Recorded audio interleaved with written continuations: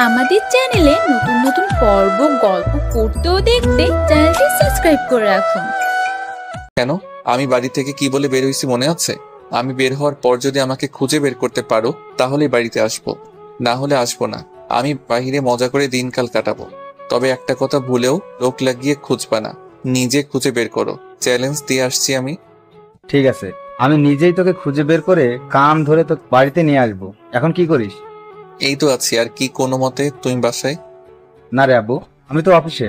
আচ্ছা শোন, টাকা পয়সা লাগলে আমাকে বলিস, কারো কাছে চাইবি না।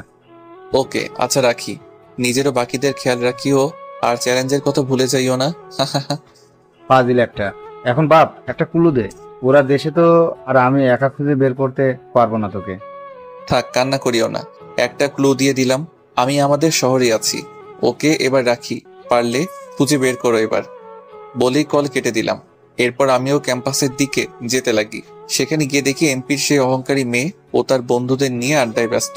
তাই আমিও সেখান থেকে সরে যেতে লাগি আর হাঁটতে লাগি। ওই ড্রাইভার। আমিও শুনে না শোনার ভান করতে লাগলাম। কিছুক্ষণ পরে পিছন থেকে একজন আমার ব্যাগ ধরে টান দেয়। আমি পিছে ঘুরে দেখি এমপির মেয়ে আমার ব্যাগ ধরে টান দেয়, আর সেখানে তার বন্ধু বান্ধবীরাও উপস্থিত। আজব, ব্যাগ ধরে টানলেন কেন?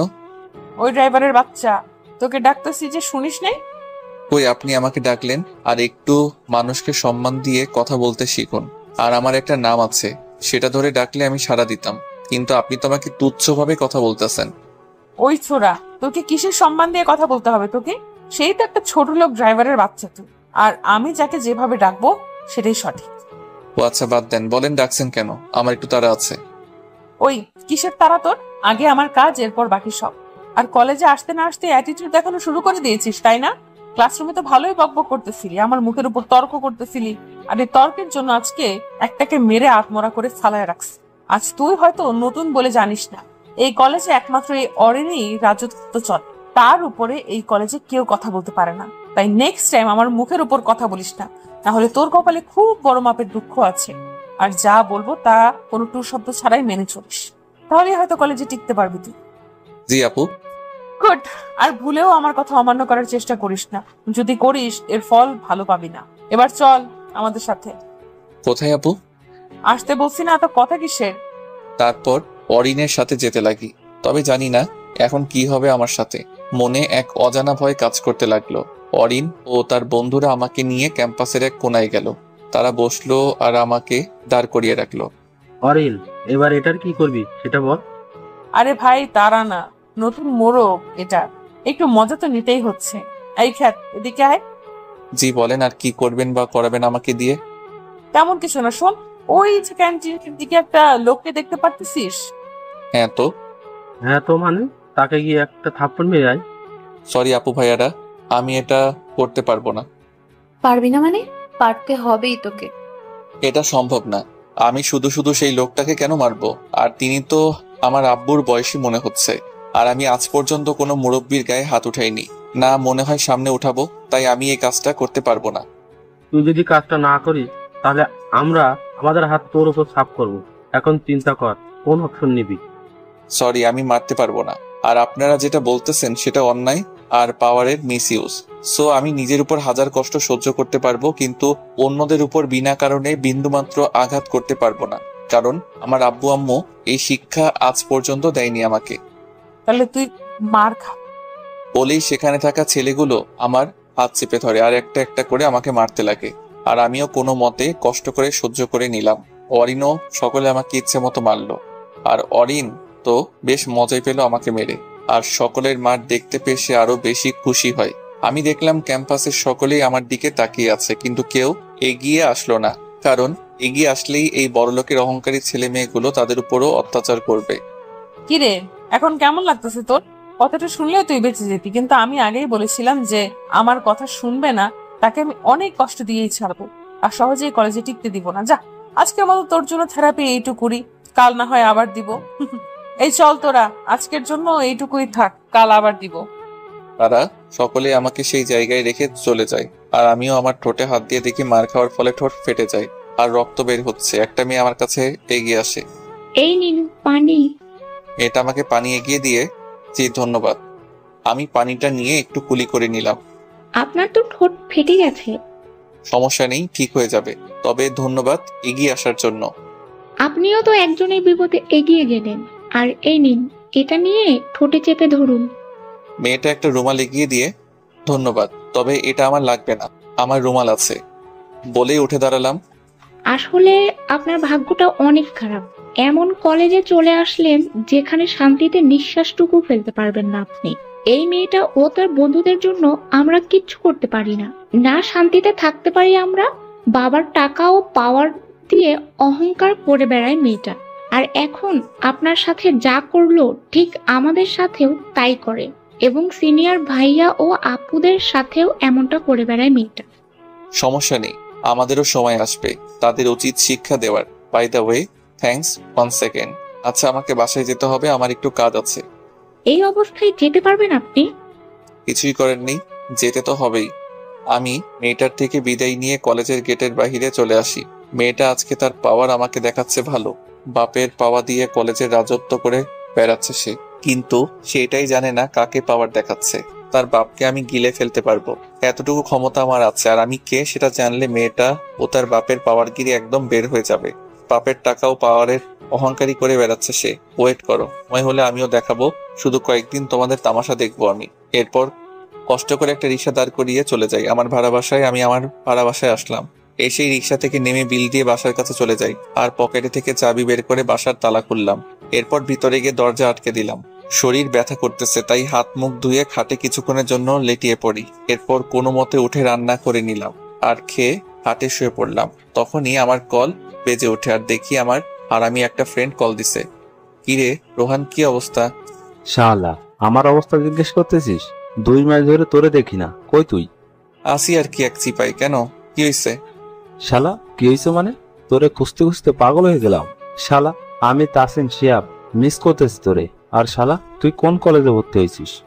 হ্যাঁ হয়েছি বটে, কিন্তু একটা কাহিনী আছে। শালা, কোন কলেজে ভর্তি হয়েছিস সেটা বল, আমরাও ভর্তি হব। আর একসাথে হলে তো আবার সেই মজা হবে মামা। শালা দূরে থাক তোরা এখন, পরে না হলে আমি ধরা খেয়ে যাব। ধরা খেয়ে যাবি মানে? কথাটা বুঝলাম না। আমি রিয়েলিটিতে যা, কিন্তু কলেজে আমি অন্য পরিচয়ে ভর্তি হয়েছি ও আছি। এই শালা, ক্লিয়ারলি বল, মাথায় কিছুই ঢুকতেছে না। তোরা তো আমার সত্যিটা জানিস, কিন্তু কলেজে আমাকে চিনে একটা ড্রাইভারের খ্যাত ছেলে হিসেবে। কি, ড্রাইভারের ছেলে? তাও তুই? কথাটা শুনে পুরোই বেক্কেল হয়ে গেলাম। তুই যদি ড্রাইভারের ছেলে হোস তাহলে আমরা কি? আমরা বাদ দিলাম, আমি তাহলে কি হব? তোর আব্বুর যে রেপুটেশন আছে না সেই কলেজের, আমার মতে খুব কম মানুষেরই সেই রেপুটেশন আছে বলে মনে হয়। আর তুই কি না? দূর বেটা, এখন মোট কথা আমরা এক সাথে হব না, তোরা অন্য কোথাও ভর্তি হয়ে যা। আমি আপাতত যে কলেজে আছি না সেই কলেজে বড় লোকের ছেলে মেয়েদের তামাশা দেখতেছি। আর মজার ব্যাপার কি জানিস? কি এমপির মেয়ে আমাকে টাকা ও পাওয়ারের গরম দেখাচ্ছে। বলিস কি? এমপির মেয়ে তোরে টাকা ও পাওয়ারের গরম দেখায়? আর বুঝলাম তুই কোন কলেজ আছিস। তবে যেহেতু তুই আছিস, আমিও বাকিরাও সেই কলেজে ভর্তি হব। শালা, তোদের জন্য পুরা গেমটা নষ্ট হয়ে যাবে আমার। আরে রাখতেছিস কেন? আমরাও তো তোর মতো করে কলেজে এন্ট্রি নিব। না, আমি একবার বারণ করলাম মানে সেটা আর হবেই না। দোষ, এমন করিস কেন? একত্র হলে কি সমস্যা? আচ্ছা বাদ দে, তুই মানা করলি তাই আর বাড়াবাড়ি করতে চাচ্ছি না। এখন তুই আসিস কই? আমি শহরের মধ্যেই আছি, আর একটা রুম ভাড়া করে থাকতেছি। ও আচ্ছা দোষ, 2 মাস তো হয়ে গেল, দেখা করি নাই। চল না একটা মিট আপ পার্টি করি। এখন না রে দোস্ত, পরে করব। এইসব করতে গেলে আমার পরিচয় ফাঁস হয়ে যাইতে পারে। আমরা পরে মিট আপ করবো। ঠিক আছে দোস্ত, তুই যা বলিস। তবে কোনো সমস্যায় পড়লে অবশ্যই আমাকে জানাবি। ওকে, ভালো থাকিস। আর যদি আব্বুর সাথে কথা হয় ভুলেও বলিস না তোর সাথে আমার কথা হয়েছে। আর আমি কোথায় আছি সেটাও তুই জানিস। আমি আব্বুকে চ্যালেঞ্জ দিছি, পারলে আমাকে খুঁজে বের করে দেখাক। আচ্ছা, তবে দোস্ত আঙ্কেলের হাওয়া বের হয়ে যাবে, কারণ তুই যে জিনিস আমার ভালো করেই জানা আছে। আচ্ছা ভাই, পরে কথা হবে। Okay bye. এরপর কল কেটে দিলাম। তখনই মনে পড়লো হসপিটালে ছেলেটার কথা, তাই আমিও কষ্ট করে উঠে যাই আর রুমে তালা লাগিয়ে চলে গেলাম হসপিটালে। সেখানে গিয়ে দেখি ছেলেটা তানভীরের সাথে কথা বলতেছে। আমিও তাদের কাছে চলে গেলাম। আমি আহত ছেলেটাকে বলি, ভাই এখন কেমন আছেন? তানভীর ছেলেটাকে বলে, ভাই, ইনি সেই ব্যক্তি যে আপনাকে আমাকে সহ এখানে নিয়ে আসে। থ্যাংক ইউ ভাই, আমাকে সাহায্য করার জন্য। ভাই এটা আমার কর্তব্য ছিল। আচ্ছা ভাই, আপনার নামটা কি? আমার নাম সুজন। আমার নাম অন্তর। আচ্ছা তানভীর ভাই, বিলের কথা কিছু বলছে? না, বলে নাই। আর আমাকে ভাই ডাকিয়েন না। আমরা কি বন্ধু হতে পারি? হ্যাঁ নিশ্চয়ই, তবে বন্ধুরা যেভাবে তুই তোকারি করে সেভাবে কথা বললে বন্ধু হতে পারি। তারপর আমরা তিনজনে বন্ধুত্ব করে নিলাম। আচ্ছা, আমি বিলের ব্যাপারটা জেনে আসি। আমিও যাব তোর সাথে। ঠিক আছে। আর সুজন, তুই রেস্ট কর, আমি আর তানভীর বিলের ম্যাটার শেষ করে আসি। এরপর আমি আর তানভীর মিলে কাউন্টারে গেলাম। এরপর পেশেন্টের ডিটেলস দিয়ে বিলের কথা জিজ্ঞাসা করলাম। স্যার, বিল কিভাবে দিবেন? ক্যাশ নাকি ক্রেডিট? জি, ক্রেডিট কার্ড। তখনই দেখলাম তানভীর চোখ বড় বড় করে আমার দিকে তাকিয়ে আছে। জিব্বায় কামড় দিলাম। শালার ভুলেই গেলাম আমি এখন একজন সাধারণ ড্রাইভারের ছেলে, যার কাছে টাকা পয়সা তেমন থাকার কথা না, থাকলেও কম থাকবে। আর ক্রেডিট কার্ড তো ভুলেও থাকার কথা না। অন্তর, তুই ক্রেডিট কার্ড দিয়ে বিল দিবি? হ্যাঁ, এগুলো আমার ইনকামের টাকা। আমি ফ্রিল্যান্সিং এর টাকা ব্যাংকে জমিয়ে ক্রেডিট কার্ড করে রাখছি। ও আচ্ছা। এরপর বিল দিয়ে দিলাম। তানভীর, হ্যাঁ বল অন্তর। সুজনকে সন্ধ্যায় ডিসচার্জ করে দিবে বললো, তাই তাকে বাড়িতে আসতে হবে। ওকে। এরপর সন্ধ্যা পর্যন্ত কোনো মতে কষ্ট করে তানভীরের সাথে ছিলাম। সুজনকে ডিসচার্জ করে দিল, আর আমরাও একটা সিএনজি ভাড়া করে তার বাড়িতে পৌঁছে দিলাম। আচ্ছা দোস্ত, তোর নাম্বারটা দিতে পারবি? আরে বেটা নে, মানা করছে কে? পরে নাম্বার দিলাম। আচ্ছা ঠিক আছে দোস্ত, কাল কলেজে দেখা হবে। ওকে, খোদা হাফেজ, ভালো থাকিস। তানভীরকে বিদায় দিয়ে চলে গেলাম নিজের ভাড়া করা বাসায়। এরপর রাতের খাবার খেয়ে আম্মুর সাথে কথা বলে ঘুমিয়ে পড়ি। সকালবেলা আমি ঘুম থেকে উঠে ফ্রেশ হয়ে রওনা দিলাম কলেজের উদ্দেশ্যে। কলেজের গেটে পৌঁছে গেলাম আর কলেজের গেট দিয়ে ঢুকতে লাগি। এই অন্তর, দাঁড়ান। পিছন থেকে মেয়েলি কণ্ঠে। তখনই আমি পিছনে তাকালাম আর দেখলাম কালকের মেয়েটা আমাকে ডাক দিল, আর আমিও থেমে গেলাম। কেমন আছেন? হ্যাঁ ভালো, আপনি কেমন আছেন? এই তো ভালোই আছি। চলেন একসাথে কলেজের দিকে যাই। চলেন। আমরা দুজনেই কলেজের ভিতরে যেতে লাগি। আচ্ছা, আপনার নামটাই তো জানা হলো না। আমার নাম আশা, আর আমি আপনার নামটা জানি। জানেন কিভাবে? আরে আমি আপনার ক্লাসমেট, আর গতকাল আপনি আপনার নাম ও পরিচয় দিলেন না। ও হ্যাঁ, আচ্ছা চলেন ক্যান্টিনের দিকে নাস্তা করব। এরপর আশাকে নিয়ে ক্যান্টিনে গেলাম আর একটা টেবিলে বসলাম। তো আপনার বাবা কি করে? আমার বাবা একজন সাধারণ চাকরিজীবী, আমি মধ্যবিত্ত পরিবারের মেয়ে। যাক, ভালোই। এরই মধ্যে আমাদের নাস্তা চলে আসলো। নাস্তা নিন। আমি আশাকে ট্রে এগিয়ে দিয়ে আমরা দুজনেই নাস্তা করতে ব্যস্ত। ওলে বাবালে, এই এদিকে দেখ, ড্রাইভারের বাচ্চা আসতে না আসতে গার্লফ্রেন্ড জুটিয়ে নিল। আমি দেখলাম অরিন ও তার বন্ধু বান্ধবীগণ ক্যান্টিনে উপস্থিত, আর তারা আমাকে ও আশাকে নিয়ে মজা করতেছে। কি রে ছোট লোকের বাচ্চা, আসতে না আসতে গার্লফ্রেন্ড পেয়ে গেলি? ভালোই তো। আশা, এনাদের কথায় কান দিয়ে লাভ নাই, আপনি নাস্তা করেন। ওই বলে না, পাছে লোকে কিছু বলে, ধরে নেন ব্যাপারটা অনেকটা এমনই। কিরে ছোট লোক, জিএফ পেলি কই? আমাদের সাথে একটু পরিচয় করিয়ে দে, আমরা একটু পরিচিত হই তার সাথে। আরে করিস কি অনেক, দেখ তাদের ডেটে ডিস্টার্ব করতেছিস কেন? চালিয়ে যাক না, ছোট লোকের ডেটিং। তবে এই ড্রাইভারের বাচ্চা, আমাদের টেবিলটা একটু পরিষ্কার করে দিয়ে যেত, তোকে 10 টাকা দিব। আমরা কথা কানে না দিয়ে নাস্তা করতে লাগি। কি রে ছোট লোকের বাচ্চা, কথা কানে যায় না? বলছি না এসে টেবিল পরিষ্কার করে দিয়ে যা। আমিও আর বসে থাকতে পারলাম না, দাঁড়িয়ে পড়লাম। দাঁড়ালেন কেন? ওই যে দেখতেছেন না, ডাকতেছে। বসেন আপনি, এদের তো আর কাজ নেই, খালি আমাদের মতো ছেলে মেয়েদের নিয়ে এই সবই করতে পারে। মনে তো হয় না এইগুলোর একটাকেও বাসায় শিক্ষা দিছে। এই মেয়ে, কি বললি তুই? অরিন, মেয়েটা কিন্তু আমাদের ইনসাল্ট করলো। দাঁড়া, এই মেয়েটার সাথে এই ড্রাইভারের বাচ্চাকে উচিত শিক্ষা দিতে হবে এবার। বলে অরিন ও বাকিরা টেবিলে বসা থেকে দাঁড়িয়ে যায় আর আমাদের দিকে এগিয়ে আসে। এই মেয়ে, কি বললি তুই? তোর সাহস তো কম না। এই মেয়েটাকে ধর, আজকে এটার 12টা বাজাবো। তার আগে এই ছোট লোকের বাচ্চার খবর নেই। অরিনের কথা মতো তার বন্ধুরা মেয়েটাকে ধরে আর অরিন আমার দিকে এগিয়ে আসে, আমার কলার চেপে ধরে। এই ড্রাইভারের বাচ্চা, তোকে কাল বলেছিলাম আমি যেটা বলবো নিমিষেই তোকে সেটা করতে হবে। কাল মার খেয়ে মন ভরে নাই তোর? যা, তোর আজকে মন ভরিয়ে দেবো। বলেই অরিন কষে আমাকে 4টা থাপ্পড় দিল আর মারতে লাগে। তারপরেও চুপ রইলাম, কিছুই করলাম না আমি। এই দুইজন মেয়েটাকে ধর, আর বাকিরা এই ছোট লোকের বাচ্চাকে ইচ্ছে মতো নিজের হাত সাফ করে। অরিনের কথা মতে অরিনের বন্ধুরা আমাকে মারতে লাগে। কিছুক্ষণ মারার পরে আমাকে ছেড়ে দেয়। এই মেয়ে, তোর সাহস তো কম নয়। তুই আমাদের অশিক্ষিত বলিস, আমাদের তুচ্ছ করে কথা বলিস। তোকে এর উপযুক্ত শাস্তি দিতেই হবে। বলে অরিন আশার দিকে এগিয়ে যেতে লাগে। যখনই আশাকে ধরতে যাবে ঠিক তখনই আমি অরিনের হাত ধরে ফেলি।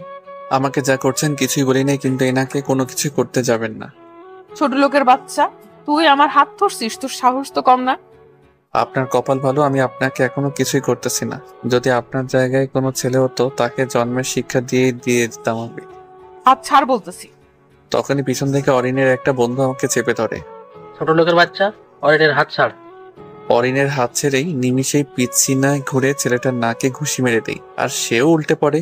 ঘটনাটা দেখে অরিনের আরো দুটো ছেলে বন্ধু এগিয়ে আসে, আর তাদের দুটাকে এক এক করে মেরে ক্যান্টিনের ফ্লোরে ফেলে রাখি। এবার অরিনের হাত ধরে সোজা ক্যাম্পাসের দিকে নিয়ে যাই, আর ঘটনাটা দেখে সেখানে উপস্থিত ছেলে মেয়ে আমার কাণ্ড দেখে অবাক হয়ে যায়।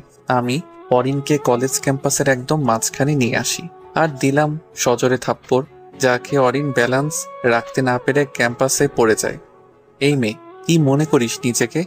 বাপের টাকা ও পাওয়ার আছে বলেই কি যা খুশি করে বেড়াবি নাকি? আর তোদের টাকা আর পাওয়ার আছে বলেই তোরা মানুষ, বাকিরা মানুষ না। তোদের টাকা আছে বলেই রাজত্ব করে বেড়াবি, আর বাকিদের তোদের চাকর মনে করিস। মনে হয় না তোকে বাসায় কেউ শিক্ষা দিছে। ছোট লোকের বাচ্চা, তুই আমাকে মারছিস, এর ফল তোকে খুব ভালোভাবেই ভোগ করতে হবে, দেখিনিস? দেখা যাক কে ফল ভোগ করে। পড়ে থাক এখানে, ইচ্ছা তো করতেছে তোর হাত পা ভেঙে পঙ্গু করে তোকে এই কলেজের গেটে বাটি হাত বসিয়ে দিতে। তবু মেয়ে বলে শুধু থাপ্পড়ে দিলাম। তোর বন্ধুগুলোকে মেরে কি হাল করছি দেখিস নাই? তবুও তোর ভাগ্য ভালো। আজ তুই যা করছিস এর জন্য তোকে জঘন্যভাবে পস্তাতে হবে, বলে দিলাম। তারপর থাক, তোর মতো নিরীহ এমপির মেয়ের সাথে বকবক করতে ইচ্ছা করতেছে না, থাক পরে এখানে বলে আশাকে নিয়ে ক্লাসের দিকে চলে গেলাম। অন্যদিকে অরিনের মনে অন্তরের জন্য ক্ষোভ জমে গেল। সেও মোবাইল বের করে তার বাবাকে আজকের ঘটনাটা বলে, যা শুধু অরিনের বাবা খেপে যায়।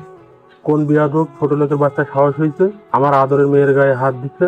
আমি তাকে দেরের ভাত খাইয়ে ছাড়বো। আবু, কিছু একটা করো। তুই চিন্তা করিস না মা, আমি দেখতেছি বেটাকে। বলেই কল কেটে দিল।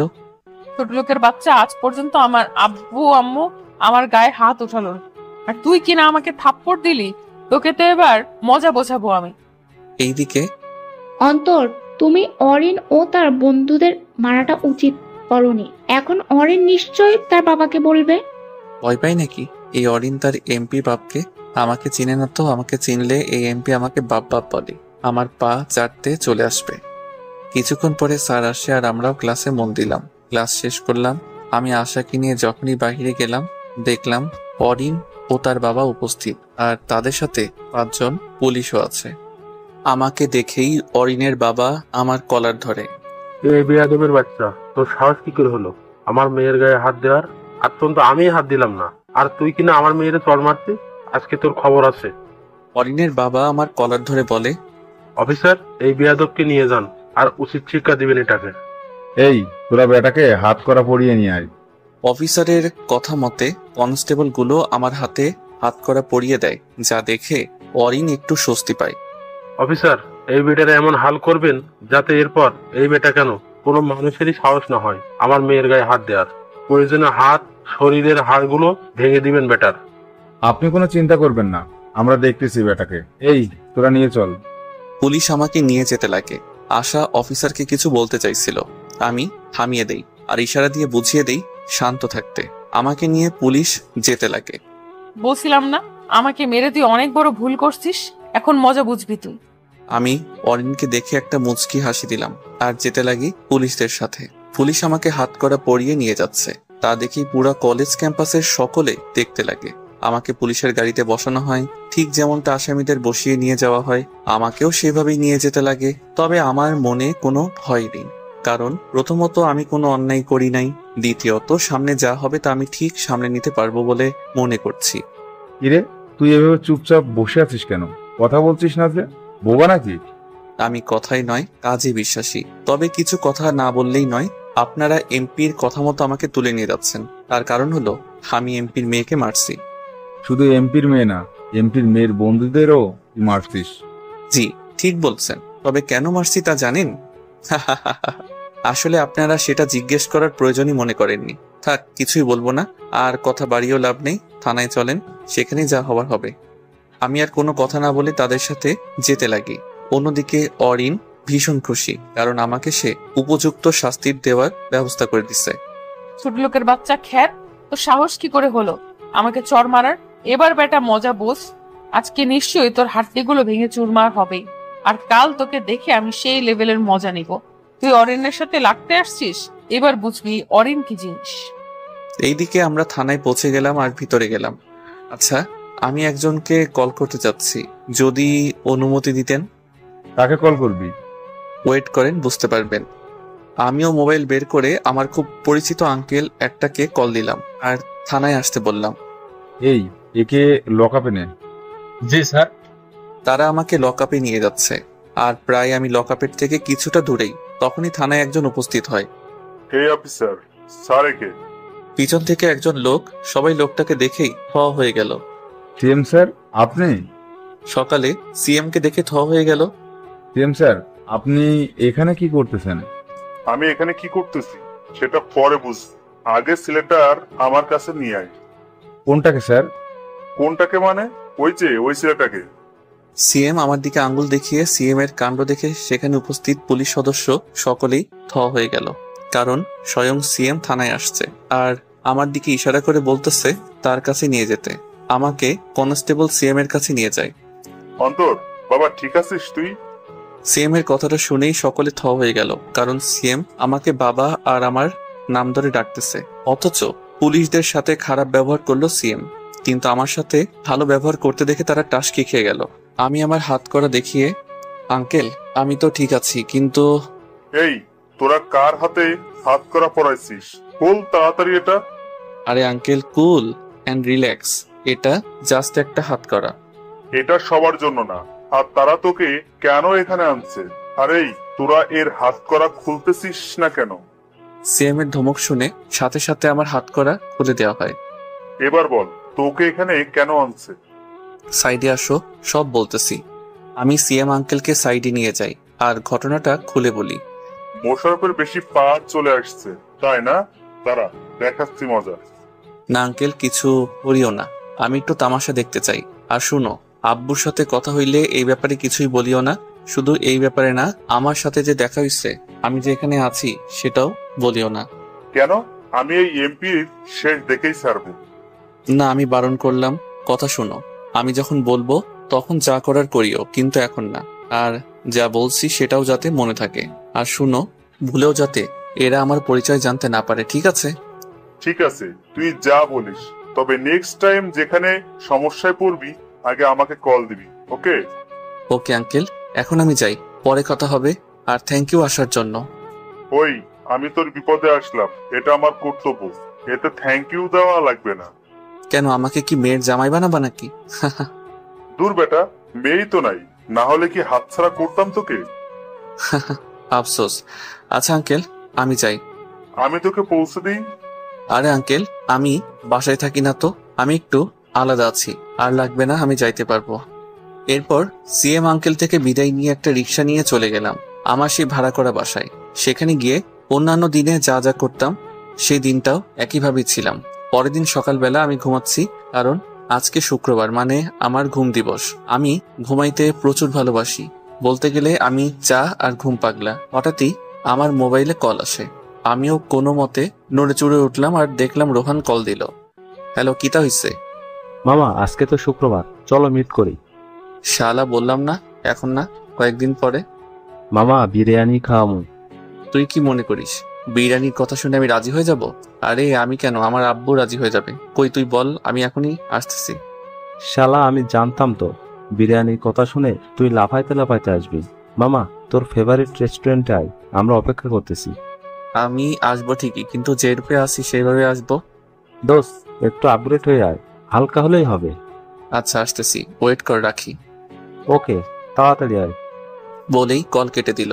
প্রায় 2 মাস পর সে হারামি বন্ধুদের সাথে মিট করব। বিরিয়ানির জন্য অতটা এক্সাইটেড না যতটা হারামিগুলোর সাথে মিট করতে এক্সাইটেড আমি। তাই ফ্রেশ ও গোসল করে নিলাম, কারণ এখন বের হলে মনে হয় না বাসায় আসতে পারবো। এর চেয়ে ভালো একসাথে জুমার নামাজটাও পড়ে আসবো। তারপর গেঞ্জি প্যান্ট পরে রেডি হয়ে নিলাম আর বাসায় তালা লাগিয়ে চলে গেলাম গন্তব্যের উদ্দেশ্যে। আমি সেই জায়গায় পৌঁছে গেলাম যেখানে হারামিগুলো আসার কথা বলল। আমিও রেস্টুরেন্টের ভিতরে যেতেই দেখলাম 3 হারামি, সিহান, রোহান আর তাসিন বসে আছে। ভালো তো ভালো না, এইসবই করে বেড়াই তোরা। তারা আমাকে দেখে টেবিলের থেকে উঠে ঝাঁপিয়ে পড়ে আমার উপর। শালা তোকে কত মিস করছি জানিস? আর আমি আমাদের ফেলে থাকতে পারতেছিস? আমরা তো শালা মনে হয় এতিম হয়ে গেলাম। শেষমেশ দেখা তো করলাম, তো কি অবস্থা তোদের সেটা বল। সেই মজায় আছি শালা, দিনকাল বোরিং যাচ্ছে, আগের মতো মজা করতে পারতেছি না। মজা মাস্তি করতে বারণ করলো কে? কর তোরা মজা মাস্তি। তুই থাকলেই মজা করা যায়, না হলে তো। ব্যাস শুরু করে দিলাম চারজনই আড্ডা। নামাজের সময় চারজনই নামাজ পড়ে আবার আড্ডা দিতে ব্যস্ত। লাঞ্চও বাহিরে করি আমরা, এরপর আবার আড্ডায় মেতে থাকি। আর আড্ডাও মজা মাস্তি করে দিনটা শেষ করে ফেললাম। রাতের বেলা, ওকে হারামিগণ, আজকের মজা এতটুকুই থাক।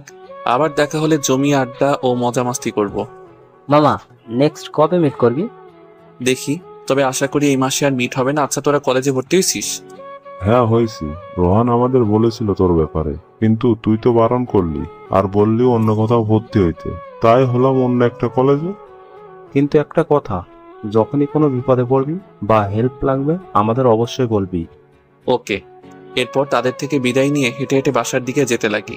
রাস্তায় হাঁটছি আর আজকের দিনটার কথা ভাবতে লাগি। কতই না মজা করলাম আজকে। আসলে বন্ধু ছাড়া না লাইফটা বোরিং, কারণ একমাত্র বন্ধুরাই পারে একটা দুয়াশা জীবনকে রঙিন করে দিতে। আমি আমার বাসার দিকে যেতে লাগি, তখনই দেখলাম কিছু বখাটের ছেলে একটা মেয়েকে তাড়া করতেছে। আমিও দৌড়ে সেখানে চলে যাই। দেখলাম মেয়েটাকে সেই বখাটের ছেলেগুলো ধরে ফেলে আর আমিও সেখানে চলে যাই। এই যে ভাইয়ারা, এটা কি হচ্ছে? মেয়ে পাইলেই কি হাইনার মতো ঝাঁপিয়ে পড়তে হবে নাকি? এই ছেলে, এখান থেকে কেটে পড়, নাইলে কিন্তু খুব খারাপ হয়ে যাবে। ভাই, আমিও বলতেছি খুব খারাপ হয়ে যাবে, তবে আমার না। ভাই, ছেলেটার গায়ে মনে হয় চর্বি চলে আসছে, তাই আমাদের সাথে লাগতে আইছে। তাহলে বেটা চর্বি কমিয়ে দে। ব্যাস বলতেই সেখানে থাকা একটা ছেলে আমার কাছে এসে আমার কলার ধরে। আমিও বেশি কিছু করি নাই, যে হাত দিয়ে আমার কলার ধরলো সেই হাতটা ধরেই দিলাম মোচড়। শালা মনে করছিস কিছুই করবো না, তাই ডাইরেক্ট কলার ধরে ফেললি, এবার কেমন লাগতেছে? বলতে সেখানে থাকা আরো দুজনে আমার উপর ঝাঁপিয়ে পড়ে। তাদের একটার পেটে দিলাম লাথি, আর একটার ঘাড় চেপে ধরি, আর পিঠে দিলাম খুব জোরে ঘুষি, আর সেও পড়ে গেল। এবার লাস্ট একজন বাকি। কি রে, এবার কি তুই আসবি? থাক, আমি আসতেছি বলেই সামনে যেতে নিব, সাথে সাথে সে দৌড়ে পালায়। আর আমিও মেয়েটার কাছে চলে যাই। আমি মেয়েটার কাছে গিয়ে দেখি এটা অরিনের বান্ধবী। আপনি ঠিক আছেন? হ্যাঁ, ধন্যবাদ আপনাকে। যদি সময় মতো না আসতেন তাহলে আমার হয়তো খুব বড় ক্ষতি হয়ে যেত। আচ্ছা, আপনার কি আক্কেল বলতে কিছুই নেই? এত রাতে রাস্তায় কি করতেছেন? আপনি জানেন না আমাদের দেশের অবস্থা? আর মেয়েদের জন্য দিনের বেলা সেফ না, আর আপনি কিনা রাতের বেলা রাস্তায় চলাফেরা করেছেন, তাও একা। আসলে আমি একটা ফ্রেন্ডের বাড়িতে গেছিলাম আর আসতে লেট হয়ে যায়, পরে গাড়ি পাইনি বলে একা একা রাস্তায় হেঁটে হেঁটে আসতে হয়। কেন? আপনার বড়লোক বান্ধবীর গাড়ি দিয়ে পৌঁছে দিতে পারেনি আপনাকে? সারাক্ষণ তো তার সাথে থাকেন, তাহলে এতটুকু হেল্প করতে পারলো না সে? আসলে আমি অরিনের সাথে থাকি ঠিকই, তবে ওর কথা হ্যাঁতে হ্যাঁ করি যাতে ওর অত্যাচার সহ্য করতে না হয়, কিন্তু মন থেকে আমি পছন্দ করি না। আচ্ছা বাদ দেন, চলেন আপনাকে বাড়ি পৌঁছে দেই। আপনাকে এখন একা ছাড়া ঠিক হবে না, বলা তো যায় না কোন কোনায় কোন জানোয়ার লুকিয়ে আছে। তারপর আমি মেয়েটাকে তার বাড়ি পর্যন্ত পৌঁছে দিলাম। থ্যাঙ্কস আমাকে বাঁচানোর জন্য আর বাড়ি পৌঁছে দেওয়ার জন্য। ওয়েলকাম। এবার বাড়িতে যান, আমি বাসায় যাব। তারপর আমি আমার বাসায় চলে আসি, আর সেখানে এসেই ফ্রেশ হয়ে খাটে লেটিয়ে পড়ি আর দিলাম ঘুম। সকালবেলা অ্যালার্মের আওয়াজে ঘুম ভেঙে যায়। আমিও উঠে ফ্রেশ হয়ে নিলাম। এরপর চলে গেলাম কলেজে। আমি কলেজের গেট দিয়ে ঢুকতে দেখে অনেকে আমার দিকে অবাক চোখে তাকিয়ে আছে। হয়তো তারা ভাবছে কাল আমাকে পুলিশে যেভাবে ধরে নিয়ে গেল নিশ্চয়ই আমাকে মেরে হাত পা ভেঙে দিবে, কিন্তু আমার কিছুই হয়নি। আসলে হবেই বা কি করে? আমাকে বাঁচানোর জন্য অনেক মানুষ আছে। আমি দেখলাম আশা ক্যাম্পাসে বসে আছে, আমিও সেখানে চলে গেলাম। কি খবর আশা ম্যাডাম? আমার আশাই মনে হচ্ছে। তুমি ঠিক আছো অন্তর? ঠিক আছি বলেই তো সামনে দাঁড়ায় আছি। এরপর আমি আশার সাথে কথা বলতে ব্যস্ত। কিছুক্ষণ পরে একটা মেয়ে আমার সামনে এসে দাঁড়ায়, আর আমি মেয়েটাকে দেখে থ হয়ে গেলাম। ঈশিতা, তুই? কে এই মেয়ে অন্তর? আপু, আমি কে সেটা না হয় পরে বলবো, তার আগে এই যে মিস্টার রহমান, আমি আপনাকে এটা জিজ্ঞেস করবো না আপনি এখানে কি করেন বা এভাবে রূপ নিয়ে আছেন কেন। শুধু এটাই বলবো, শহরে থাকার পরেও বাড়িতে আসিস না কেন তুই? বাড়িতে আসিস না কেন মানে? এই অন্তর, এ কি বলতেছে এইসব? মাথায় কিছু ঢুকছে না। তুমি একে চিনো? কেন? এর বাবা মাও আমাকে ভালো করেই চিনে, কারণ এই মানুষটার বোন আমি। কি? অন্তর, এটা তোমার বোন? হ্যাঁ, এটা আমার বোন। তবে ঈশিতার সাথে আমার কিছু কথা আছে। আশা, আমি একটু আসি, আর তুই চল আমার সাথে। আমি ঈশিতাকে নিয়ে যেতে লাগি। ভাইয়া তুই শহরে আছিস কিন্তু বাড়িতে আসিস না কেন? কতই না মিস করি তোকে আমি। আব্বু আম্মু। আব্বুকে চ্যালেঞ্জ দিছি যাতে আমাকে খুঁজে বের করে, যদি খুঁজে বের করে তবেই বাড়িতে যাব। তবে তুই এখানে কি করে আসলি? এই কলেজের সামনে দিয়ে গাড়ি নিয়ে যাচ্ছিলাম আর তখন তোকে দেখি। প্রথমে মনে করলাম এটা আমার ফ্রম, পরে তো দেখি এটা সত্যিই তুই। কিন্তু ভাইয়া তুই এইভাবে কেন? এমনি আর কি ভালো লাগে? আমার আবার শো অফ করতে ভালো লাগে না, নিজেকে সাধারণ রাখতেই ভালো লাগে। কিন্তু ভাইয়া এটা সাধারণের চেয়েও সাধারণ লাগছে। এই ড্রেসে তোকে কেমন জানি অদ্ভুত লাগতেছে। বাদ দে, শোন, এখন আমার সাথে যে দেখা হয়েছে সেটা যাতে কেউই জানতে না পারে, আর আমি যে শহরে আছি সেটাও যাতে কেউ জানতে না পারে। আর 1 মিনিট, তুই গাড়ি ড্রাইভ করে আনছিস? না ভাইয়া, ড্রাইভার তো আছে, আমি ড্রাইভার নিয়েই চলি। আর কথা রইলো ড্রাইভারের কথা, সেটা একবার আম্মু দেখলে তো হইছে। আচ্ছা বাসায় যা, আর আপাতত দ্বিতীয়বার যাতে তুই এখানে আসিস না, কারণ এখানে সকলে জানে এখানে আমি একটা লো ক্লাস ড্রাইভারের ছেলে, আর তোকে দেখলে আমাকে নিয়ে অন্য কিছু মনে করবে, সেটা আমি মোটেও চাই না। কি তুই এখানে নিজেকে ড্রাইভারের ছেলে বলে পরিচয় দিচ্ছিস? কিন্তু কেন ভাইয়া? কারণ আমি এখানে কিছু বড়লোকি অহংকারী মানুষের তামাশা দেখতেছি, পরে তাদের যোগ্যতা দেখিয়ে ছাড়বো আর বুঝিয়ে দিব নেভার জাজ someone by seeing his outside. কারণ হয়তো উপরে দেখানোর জন্য একরূপ নিয়ে রাখছে, কিন্তু ভিতরে সে আসলে রূপ লুকিয়ে রাখছে। আর তাছাড়াও আমি দেখতে চাই এখানে বড়লোকি মানুষগুলো যখন কোনো সাধারণ মানুষ পায় তখন কেমন বিহেভ করে, সেটাই এক্সপেরিমেন্ট করতেছিলাম। আর অনেক কিছুই দেখে ফেললাম, এখন তাদের সাহায্য করার জন্য আমি কিছু একটা করতে চাচ্ছি। ও কিন্তু ভাইয়া তুই বাসায় আসবি না? আসবো রে বোন, আমার একটু সময় দেয়, আমি সেই বড়লোকি পাবলিক গুলোকে একটা সেই লেভেলের ঝাটকা দিতে চাচ্ছি। আচ্ছা তুই এখন যা, এখান থেকে পরে কথা বলবো। ঠিক আছে ভাইয়া, ভালো থাকিস। বলে ঈশিতা চলে গেল, আর আমি ও আবার ক্যাম্পাসে চলে গেলাম। সেখানে আমি আশার কাছে যেতে লাগি, তখনই অরিন আমার সামনে উপস্থিত। কি রে ছোট লোকের বাচ্চা, কি অবস্থা? আমি দেখলাম তার বন্ধু বান্ধবীরা সেখানে উপস্থিত। আমার তো ভালোই, আপনার বলেন? আমারও ভালো। তো কেমন মার খেলি থানায়? মায়ের খেলাম আমি, তাও থানায়। যদি চোখে ময়লা থেকে থাকে তাহলে একটু পরিষ্কার করে নেন। আর দেখেন তো আমাকে দেখে কি আর মায়ের খাওয়া পাবলিক মনে হচ্ছে, নাকি ওই আপনার পিছে থাকা ছেলেগুলোকে মার খাওয়ার পাবলিক মনে হচ্ছে?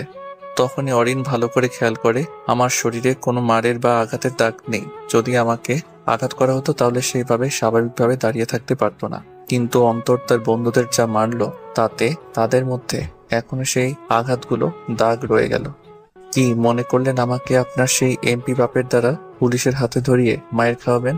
হা হা হা, আপনার বাপ কেন, আপনার বাপের বাপেও আমার কিছুই করতে পারবে না, কিন্তু আমি চাইলে অনেক কিছুই করতে পারবো, কিন্তু আপনার মতো আমি বড়াই করে বেড়াই না। এই ছোট লোকের বাচ্চা, কি করবি তুই? সামান্য একটা ড্রাইভারের খ্যাত ছেলে তুই, যত বড় মুখ নয় তত বড় কথা। মুখ আমার না আপনার, যে বলতেছেন আমার মুখ ছোট। আমি মুখ খুললে আপনাদের মতো বড় লোকের বাচ্চাগুলোকে পুরাই গিলে ফেলতে পারবো। ধুর, আপনার সাথে বকবক করতেছি কেন? আমার তো সময় নষ্ট হচ্ছে। যে কিনা এমপি বাপের দ্বারাও কিছুই করতে পারল না, সে নাকি আবার ধমকায়। একটা কথা মনে রাখিস, কুকুর না শুধু দল বেঁধে থাকে বলেই একা একাই রাজত্ব করে বেড়ায়, তাদের কিছু সংখ্যক মানুষই কেবল ভয় পায়। কিন্তু যখন সেই শহরে একটা বাঘ ঢুকে পড়ে তখন সে শহরের সকল মানুষই আতঙ্কে থাকে। চলি, আমার কাছে ওয়েস্ট করার মতো টাইম নাই। বলেই যেতে লাগি। অন্যদিকে অরিনের মেজাজ খারাপ হয়ে গেল। আসলেই তো সে তার আব্বুকে দিয়ে অন্তরকে পুলিশের কাছে পাঠানোর শর্তে ও পুলিশ তার শরীরে কোনো আঘাতই করতে পারল না, অথচ গোটা কলেজের সামনে অন্তর তাকে চড় দেয়। এই খ্যাতটা কি করে বেঁচে গেল? আমি এটাকে কোনো মতেই ছাড়বো না। না, এবার আব্বুকে কিছুই বলবো না, যা করার নিজেই করব। আমার সাথে দাপটগিরি করতেছে এই ছোট লোকের বাচ্চা, আমি একে উচিত শিক্ষা দিয়েই ছাড়বো। তবে প্রশ্ন হলো, সে কি করেই বা পুলিশের কাছে যাওয়ার পরেও মার না খেয়ে একদম সুস্থভাবে ফিরলো? আজ পর্যন্ত আমি যাকে আব্বুর দ্বারা পুলিশের কাছে পাঠিয়েছি কমপক্ষে 1 সপ্তাহ সেই ছেলেটাকে কলেজে দেখা যায়। আর তবে যেই হোক না কেন, যদি আব্বুর পাওয়ার দিয়ে এটাকে সাহায্য করতে না পারি তাহলে আমিও আমার বুদ্ধি খাটিয়ে এটাকে উচিত শিক্ষা দিব, আর বুঝিয়ে দেব এই অরিনের সাথে যে মাতবরি করতে যায় অরিন তার কি হাল করে। ওয়েট কর ড্রাইভারের বাচ্চা, তোকে আমি উচিত শিক্ষা দিয়েই ছাড়বো। এইদিকে আমি ক্যাম্পাসের দিকে যাচ্ছি আর আশার কাছে গেলাম। অন্তর, ওইটা তোমার বোন ছিল? ও কিসে পড়ে? ইন্টার ফার্স্ট ইয়ারে পড়ে। ও আচ্ছা, তোমার বোন তোমাকে এভাবে কথাগুলো কেন বললো? আরে বললো আর কি, আমরা আড্ডা দিতে ব্যস্ত, তখনই কিছু ছেলে মেয়ে আমাদের কাছে আসে। হ্যালো অন্তর ভাই। আসসালামু আলাইকুম। জি, কিছু বলবেন আপনারা? ভাই মানতে হবে আপনার সাহস আছে। যে মেয়ের সাথে আমরা কিছু করার পরিকল্পনাও করতে পারি না, সেই মেয়েকে আপনি পুরো ক্যাম্পাসের সামনে চড় দিলেন। ভাই আপনার মধ্যে তো আগুন আছে। আমরা আপনার কার্যক্রম দেখে আপনার ফ্যান হয়ে গেলাম। ভাই আপনার মতো একজন মানুষের জন্য এতদিন আমরা অপেক্ষা করছিলাম। প্লিজ আমাদের এই মেয়েদের অত্যাচার থেকে বাঁচান। হ্যাঁ, আসলে আপনি চাইলে অরিনকে সাহায্য করতে পারবেন। আর ভাই আমরা আপনার সাথে বন্ধুত্ব করতে চাই। আর তাছাড়া অরিনকে একমাত্র আপনি টাইট দিতে পারবেন। প্রথমত বন্ধুত্ব করতে চাইছেন, আমিও গ্রহণ করলাম। আর কথা রইল অরিনকে টাইট দেওয়ার, সেটা চাইলে আপনারাও পারতেন যদি আপনাদের মনোবল শক্ত থাকে ও আপনাদের একত্ব শক্ত থাকতো, তাহলে অরিনের বাপ ওরফে এমপিকেও সাহায্য করতে পারতেন। কিন্তু আপনাদের মনোবল দুর্বল হওয়ার কারণে হার মেনে নিলেন তাদের কাছে। একটা কথা, এমপি তখনই এমপি হতে পারছে যখন তাকে জনগণ ভোট নিয়ে তাকে নির্বাচিত করছে। তাহলে বুঝে নেন জনগণের শক্তি। তারপরেও ভাই এখন আপনিই পারবেন এই এমপির মেয়েকে সাহায্য করতে। ঠিক আছে, দেখা যাবে ভাই। এরপর এরাও আমাদের সাথে আড্ডায় ব্যস্ত। এরই মধ্যে তানভীর উপস্থিত, তবে সে আমার দিকে এসেই গম্ভীরভাবে তাকিয়ে আছে। কিরে তানভীর, কি অবস্থা? ভালোই, তবে তোর সাথে কথা আছে আমার। হ্যাঁ বলিস দোস্ত, ক্লাসের সময় হয়ে গেছে, চল। আর ভাইয়া ও আপুরা পরে কথা বলবো, ভালো থাকবেন সকলে। এরপর তাদের থেকে বিদায় নিয়ে তানভীর ও আশাকে ক্লাসের চলে দিকে আর ক্লাসে গিয়ে বসে পড়ি। কিছুক্ষণ পরে অরিন ও তার দলবল ক্লাসে আসে। তবে অরিন আমার দিকে তাকিয়ে একটা পৈশাচিক হাসি দেয়। আমি বুঝলাম না তার হাসির কারণ। এরই মধ্যে ক্লাসে স্যার চলে আসে আর আমরাও ক্লাসে মনোযোগ দিলাম। তবে দেখলাম তানভীর আমার দিকে গম্ভীরভাবে তাকিয়ে আছে। কাহিনীটা বুঝলাম না। বর্তমান মুহূর্তে অরিন ও তানভীর দুজনকেই আমার একটু অন্যরকম লাগতেছে। তবুও এসব বাদ দিয়ে ক্লাসের দিকে মনোযোগ দিলাম। ক্লাস শেষ, আমিও তানভীর ও আশাকে নিয়ে ক্যান্টিনে যেতে চাইলাম। তবে আশার নাকি কি কাজ আছে, তাই সে অন্য কোথাও গেল। তাই তানভীরকে নিয়ে গেলাম। আমার প্রচুর খিদা লাগছে। আর বলিস না, নাস্তা অর্ডার দে তাড়াতাড়ি। অন্তর, একটা কথা জিজ্ঞেস করব, সত্যি সত্যি উত্তর দিবি? হ্যাঁ বল, তবে আগে নাস্তা আন মামা, সকাল ধরে কিছুই খাই নাই। তানভীর চলে গেল নাস্তা আনতে। ও নাস্তা নিয়ে এসে আমাকে দেয় আর আমিও খেতে লাগি। অন্তর, তুই আসলে কে? তানভীরের কথা শুনে খাবার খাওয়া থেমে গেল। আমি কে মানে? এটা কেমন প্রশ্ন? তুই কি আসলেই সেটা যেটা দেখাচ্ছিস সবাইকে? তোর কি অন্য কোনো পরিচয় আছে? কি বলতেছিস আজব? দেখ, কথা ঘুরাবি না, যেটা জিজ্ঞেস করছি উত্তর দে। আমি সাধারণ একটা গাড়ি ড্রাইভারের ছেলে, এর বাইরে কি আমি? কিন্তু আমার মনে হয় না তুই সাধারণ কেউ। আমার থেকে লাগে তুই যেটা সবাইকে দেখিয়ে বেড়াস সেটা তুই না। কারণ কোনো ছেলের ক্ষমতা নেই এমপির অপবাদ থেকে নিজেকে পুলিশের থেকে রেহাই করার। তাছাড়াও কাল তোকে আমি দেখছিলাম যেখানে তুই একটা দামি গাড়িতে ঘোরাফেরা করতেছিলি, সাথে 3টা ছেলেও ছিল, আর মনে হচ্ছিল তারা অনেক বড় লোক। তুই যদি ড্রাইভারের ছেলে হতি তাহলে সেই গাড়িতে মজা মাস্তিতে কিভাবে মেতেছিলি? অবশ্য তোকে চুপসে থাকার কথা ছিল, তারা তোর উপর হুকুমতি করার কথা ছিল, কিন্তু দেখলাম তুই তাদের উপর হুকুমতি করতেছিলি, যেটা আমার চোখ এড়িয়ে যায়নি। এবার সত্যিটা বল, তুই কি আসলেই সাধারণ কেউ নাকি তোর আরো একটা পরিচয় আছে? আমি তানভীরের কথাগুলো শুনে চুপসে গেলাম। আমি ভাবতেও পারি নাই এইভাবে ধরা খেয়ে যাব। হ্যাঁ, তুই কাল যা দেখছিস সেটা সত্যি। ও আমার আরো একটা পরিচয় আছে। তবে দোস্ত, আপাতত আমি এটা কাউকে বলতে পারবো না। আমাকেও না? শোন, সময় হলে জানতে পারবি কে। তবে তোর যেহেতু আমার সম্পর্কে জানার এতই আগ্রহ ও আমার অর্ধেক রহস্য জেনেই গেছিস, তাহলে আমার সত্যিটা সর্বপ্রথমে তোকেই বলবো। তবে আমাকে এই ব্যাপারে ফোর্স করিস না। ঠিক আছে, তবে সত্যিটা আমাকেই আগেই বলবি। ওকে। এরপর নাস্তা করে আমিও তানভীর থেকে বিদায় নিয়ে কলেজের বাহিরে চলে যেতে লাগি আর নিজেকেই নিজে গালমন্দ করতে লাগলাম। আজ একটা ভুলের জন্য তানভীর আমার সত্যিটা প্রায় জেনেই গেছে, কিন্তু আমি চাই না কেউ এখন সত্যিটা জানুক। তবে যে ভুলটা করছি আগামীতে সেটা আর করা যাবে না। আমি কলেজের গেটের বাহিরে রিক্সার জন্য দাঁড়িয়ে আছি। ঠিক তখনই কেউ একজন পিছন থেকে আমার মুখে রুমাল ধরে। আমি রুমাল সরিয়ে দেখতে যাব, ততক্ষণ সময় পাইনি, তার আগেই বেহুশ। যখন চোখ খুললাম তখন নিজেকে একটা রুমে আবিষ্কার করলাম। আমি সেই রুমে খাটের উপর শুয়ে আছি। আমিও শোয়া থেকে উঠে পড়লাম আর রুমটা ভালো করে দেখতে লাগলাম। রুমটা ভালো করে দেখেই থ হয়ে গেলাম, কারণ রুমটা আমার ভালো করেই চেনা। আমি কিডন্যাপ হয়েছি ঠিকই, তবে আমি এখন এখানে কি করে আসলাম সেটা মাথায় ঢুকতেছে না। কারণ আমি আমাদের বাড়িতে আমার রুমে আছি, কিন্তু কিভাবে তা অজানা। কিছুক্ষণ পরেই দরজার আওয়াজ আসে। আমি দরজার দিকে তাকালাম আর দেখলাম আম্মু আসছে রুমে। উঠছে? তবে আম্মু। হ্যাঁ বল। আমি এখানে কিভাবে? আমাকে চ্যালেঞ্জ করেছিলি না, পূরণ করে দিলাম তোর চ্যালেঞ্জ। আমি দেখলাম আমি দরজায় থেকে আস্তে আস্তে কথাটা বলল। আমি আব্বুর দিকে হা করে তাকিয়ে আছি। ওই মুখ বন্ধ কর, মশা ঢুকে যাবে। তুমি কিভাবে জানলে আমি কোথায় আছি? কি মনে করছিস তুই নিজেকে আমার থেকে লুকিয়ে বেড়াবি? হা হা হা, এতটাই সহজ নাকি? আমার যতটুকু মনে হচ্ছে তুমি নিজে থেকে আমার খোঁজ বের করনি, কারো ধারায় বা কাউকে দিয়ে কাজটা করছো। আর আমি যে ভয়টা পাইছি মনে করছি আজকে হয়তো রক্ষা নাই আমার। কেন, কি অঘটন ঘটাচ্ছিস তুই? কোনো অঘটন ঘটাই নাই আমি, যেটা জিজ্ঞেস করছি সেটা বলো।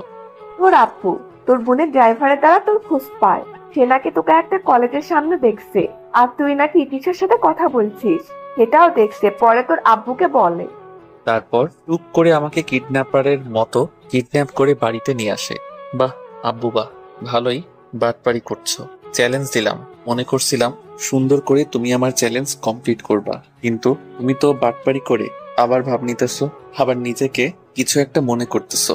কেমনে যে তুমি শহরের নামি দামি একজন মানুষ তা জানি না, আল্লাহই জানে কার কার সাথে বাটপারি করছো তুমি। কেমনে যে শফিকুর রহমান থেকে শহরের টপ বিজনেসম্যান শফিকুর রহমান হইলে আল্লাহই জানে। জি হ্যাঁ, আমি মোহাম্মদ ওবায়দুর রহমান অন্তর, শহরের টপ বিজনেসম্যান শফিকুর রহমানের ছেলে, যাকে শহরের নামি দামি মানুষেরা ও পলিটিশিয়ানরা ভালো করে চিনে ও সম্মান করে। কিন্তু আমাদের সাথে মজা করেই থাকেন উনি। আসলে আব্বু আমাদের সাথে অনেক ফ্রিলি ব্যবহার করে, হাজারো প্রেশার থাকার পরেও আমাদের সাথে কোনো দিনও রাগ দেখিয়ে কথা বলে নাই। বলতে গেলে আব্বু আমাদের অনেক ক্লোজ বন্ধু। ছাড়াও আব্বু আমাদের সহযত্নেই বড় করে, আমাদেরকে কোনো কিছুরই কমতি রাখেননি। আমাদের যেটা প্রয়োজন শুধু একবার বললেই মুহূর্তের মধ্যে আব্বু এনে দেয়। আমি, আম্মু, আব্বু ও বোন ইশিতা মিলে হ্যাপি ফ্যামিলি আমাদের। তবে কোনোদিনও আমাদের কুশিক্ষাগুলো দেননি তারা সবসময় আমাদের সঠিক ও সুশিক্ষাই দিছে। না হলে তো আজ সেই এমপির মেয়ের মতো আমরাও একই কাজ করে বেড়াতাম। তবে আমি শো অফ করতে মোটেও পছন্দ করি না, কারণ আমি নিজেকে একজন সাধারণ মানুষ হিসেবেই রাখতে চাই। আর আমি আমার আব্বুর পরিচয় সবার কাছে নিজেকে প্রকাশ করতে চাই না। আমি নিজেকে সাধারণ মানুষ হিসেবে পরিচিতি দিতে চাই। যদি আমি আব্বুর পরিচয় তাদের কাছে নিজেকে প্রকাশ করি তাহলে তারা আমাকে আলাদা চোখে দেখবে ও আব্বুর পরিচয়ের জন্য সম্মান আর আব্বুর পরিচিতি শেষ হয়ে যায়, তাহলে তারাও আমাকে গণ্য করা ভুলে যাবে। কিন্তু যদি আমি নিজেকে সকলের কাছে আব্বুর পরিচয় ছাড়া নিজের যোগ্যতা ও ব্যবহার যদি প্রকাশ করি তাহলে তারা আমাকে অনেক সম্মান করবে ও আমার সাথে মিশবে, যেটা আমার নিজের তৈরি সম্মান ও যোগ্যতা হবে। বাহ আব্বু বাহ, কি আর বলবো, চিটার তুমি। চিটারি করে আমার সাথে প্রতিটা খেলা হোক, অন্য কাজ হোক, জিতো তুমি। জানি না আম্মু কেমনে যে এরকম চিটার বাটপার টাইপের মানুষকে বিয়ে করলো, নাকি আম্মুকে ফাঁসিয়ে বিয়ে করছো তুমি? ওই দেখা যায় তাল গাছে, থুকো তাল গাছ না, আম গাছ দেখা যাচ্ছে। আব্বু ছেলে ঝগড়া পড়ে, আগে দুইজনে ফ্রেশ হয়ে আসো, আমি দুপুরে খাবার রেডি করতেছি। আম্মুর কথা মতোই আপাতত আব্বু ও আমার কথাবার্তা রেখে চলে গেলাম। ফ্রেশ হয়ে এসেই খাটে লেটিয়ে পড়ি কিছুক্ষণের জন্য। আমি কোনোদিনও ভাবতে পারি নাই আমার আব্বু আমাকে এইভাবে বাড়িতে আনবে।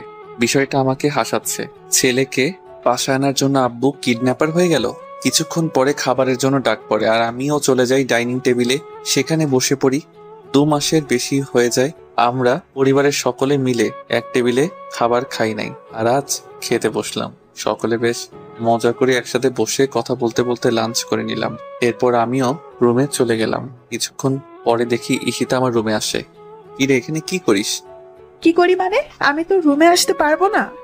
না আসতে পারিস সেটা তো মানা করি নাই, আয় বস খাটে। এরপর ঈশিতা খাটে এসে বসে। আচ্ছা ভাইয়া, তোর পাশে একটা মেয়েকে দেখছিলাম, মেয়েটা কে ছিল?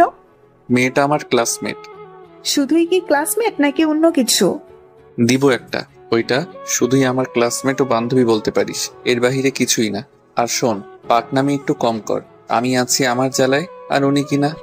আচ্ছা ভাইয়া, আজ থেকে তো এখানেই থাকবি তাই না? না রে বোন, আমি এখানে থাকবো না, কারণ এখানে থাকলে সকলে আমার সত্যিটা জেনে যাবে, যেটা আমি চাই না। আমি সকলের কাছে সাধারণ একজন মানুষ হিসেবেই থাকতে চাই, আর আমি চলে যাব সন্ধ্যায়। ভাইয়া প্লিজ যাইস না। দেখ ঈশিতা, তুই ভালো করে জানিস কেন আমি থাকতে চাচ্ছি না, আর পারলে আম্মু আব্বুকে ম্যানেজ করতে একটু হেল্প করি সামাই। ঠিক আছে, দেখি, তুই রেস্ট কর, আমি চাই। আচ্ছা। ঈশিতা চলে যায় আর আমি ও একটু চোখ বন্ধ করে শুয়ে পড়ি খাটে। আর কখন যে ঘুম চলে আসে তা অজানা। সন্ধ্যায় আমার ঘুম ভাঙে আর আমি উঠে ফ্রেশ হয়ে নিলাম। এরপর চলে গেলাম সামনের রুমে। সেখানে গিয়ে দেখি আম্মু নাস্তা রেডি করতেছে, আব্বু টিভি দেখে আর ঈশিতা মোবাইল নিয়ে ব্যস্ত। আমিও ঈশিতার পাশে গিয়ে দিলাম চুল টান। কিরে শয়তানি, কি করিস? আউস, ভাইয়া ব্যথা পাইতেছি। তুই ব্যথা পাইলে আমার কি? দাঁড়া, দেখাচ্ছি। বলেই মোবাইল এক সাইডে রেখে এবার আমার চুলের উপর ঝাঁপিয়ে পড়ে। এই শয়তানি ছাড় বলতেছি। এখন কেমন লাগে? ভুল হয়ে গেছে, এই আম্মু আমাকে মারি ফেলতেছে। এই কি শুরু করছিস তোরা দুইটা? আম্মু, অন্তর ভাইয়া আগে আমার চুল টান দিচ্ছে। তোদের দুইটারই তো কাজ একে অপরকে খোঁচা দিয়ে বেড়ানো। নাস্তা রেডি, টেবিলে আয়। তারপর আর কি, চলে গেলাম। সেই এমনি থেকে নিজেকে ছাড়িয়ে নাস্তা করে সাথে ঈশিতা ও আব্বু টেবিলে আসে। আমাদের কিছু কথা বলার আছে। কি বলবি বল। আসলে আম্মু, আমি চাচ্ছি কলেজের বছরগুলো বাসার বাইরে থেকে পড়াশোনা করব। মানে আমি কলেজের বছরগুলো এখানে না থেকে অন্য কোথাও থেকে পড়াশোনা করতে চাচ্ছি। কি? কিন্তু কেন?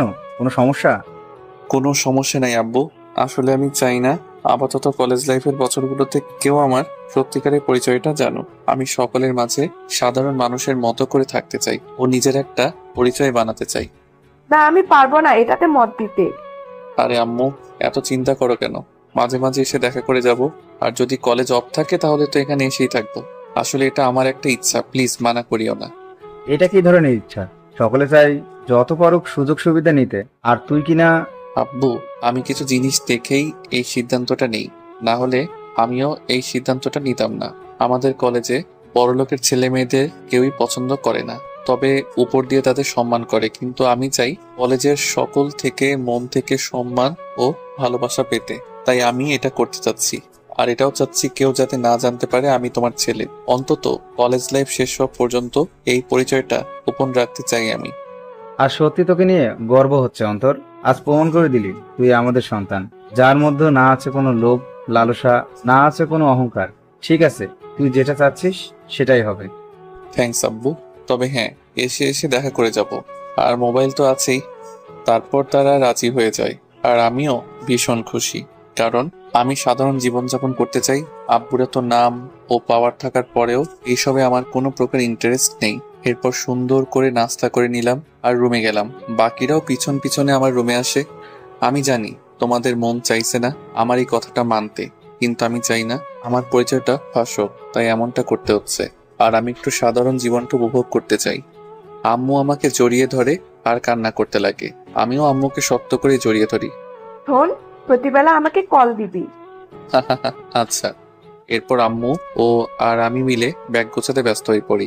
আসলে বাড়িতে আসলাম, তাই কিছু জিনিস নিয়ে গেলেই ভালো হবে। আর আমার কিছু প্রয়োজনীয় জিনিস আছে, সেগুলো নিয়ে নিচ্ছি। এরপর যখনই যেতে নিব, আম্মু ও আব্বু বলে রাতের খাবার খেয়ে যেতে। তাদের জোড়াজড়িতে আমিও মানা করি নাই। রাতের বেলা আমি আমার খাটে শুয়ে শুয়ে মোবাইল নিয়ে ব্যস্ত।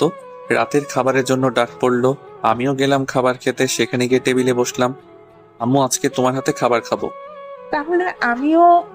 আম্মু আমাদের কথা শুনে ভীষণ খুশি হয় আর আমাদের ভাই বোনকে খাইয়ে দিতে লাগে। আর আমরাও দুজনে মজা করতে করতে খাবার খেলাম। এরপর কিছুক্ষণ রেস্ট নিয়ে ব্যাগ নিয়ে আম্মু আব্বুর থেকে বিদায় নিয়ে চলে গেলাম নিজের সেই ভাড়া করা বাসায়। সেখানে গিয়ে রুমের তালা খুলে সেখানে ব্যাগ রেখে হাত মুখ ধুয়ে খাটে লেটিয়ে ঘুমিয়ে পড়ি। সকালবেলা আমার ঘুম ভাঙে অ্যালার্মের আওয়াজে, তাই আমিও উঠে ফ্রেশ হয়ে রেডি হয়ে চলে গেলাম কলেজে। কলেজের ভিতরে যেতেই দেখলাম সবকিছু একদম নিস্তব্ধ, মানে কোনো সারাশব্দ নাই। আরো একটা জিনিস লক্ষ্য করলাম, সেখানে অনেকেই আমার দিকে তাকিয়ে আছে। হয়তো তারা আমাকে কিছু বলতে চাচ্ছে, কিন্তু তাদের চোখের ভাষা আমি বুঝতে পারছি না। তাই মনে হচ্ছে কিছু একটা ঘটতে চললো কলেজে। আমিও তাদের চেয়ে থাকা দেখেও না দেখার ভান করে চলে গেলাম ক্যাম্পাসের দিকে, যেখানে আমিও আসা বসতাম ও আড্ডা দিতাম। এখন তো তানভীরও আছে আমাদের সাথে। আমিও সেখানে যেতে লাগি আর সেখানে গিয়ে দেখি অরিন সেখানে বসে আছে। তাকে দেখে মনে হচ্ছে কারোর জন্য অপেক্ষা করতেছে।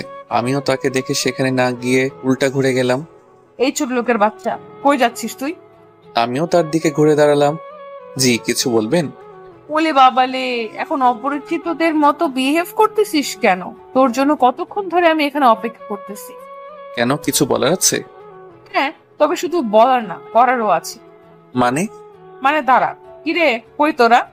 বলতেই দেখলাম সেখানে কিছু ছেলে পেলে উপস্থিত হয়ে গেল, আর তাদের হাতে হকি স্টিক ও ক্রিকেট স্ট্যাম্প, আর তারা আমার দিকে একদম একদল হায়নার মতো তাকিয়ে আছে। অরিন হয়তো তাদের ভাড়া করে আনছে আমাকে মারার জন্য। আমি মেয়েটাকে অহংকারী মনে করতাম, কিন্তু এটা তো দেখি অহংকারীর সাথে বদমেজাজিও। আর মেয়েটা যে আমার জন্য এসব রেডি করে বসে থাকবে তা আমার ধারণার বাহিরেই ছিল। কিরে, হাওয়া বের হয়ে গেল তোর? আমি জানি না তুই পুলিশের হাত থেকে কি করে বেঁচে ফিরলি, কিন্তু এবার এদের হাত থেকে বাঁচবি কি করে? এই যে দেখ, সবার হাতে কিছু না কিছু আছে তোর হাতগুলো ভেঙে ফেলার জন্য। এবার পালাবি কোথায়? আমি অরিনের মুখের দিকে তাকিয়ে একটা মুচকি হাসি দিলাম। বাহ, কি সুন্দর একটা হাসি দিলি। সমস্যা নেই, কিছুক্ষণ পর তো সকল হাসি বের হয়ে যাবে। জানি না তুই এদের হাত থেকে ফিরবি কিনা। যদি মরিস তাহলে আমি না হয় তোর জানালার ব্যবস্থা করে দিব, আর বেঁচে গেলে হসপিটালের বিল দিয়ে দেব।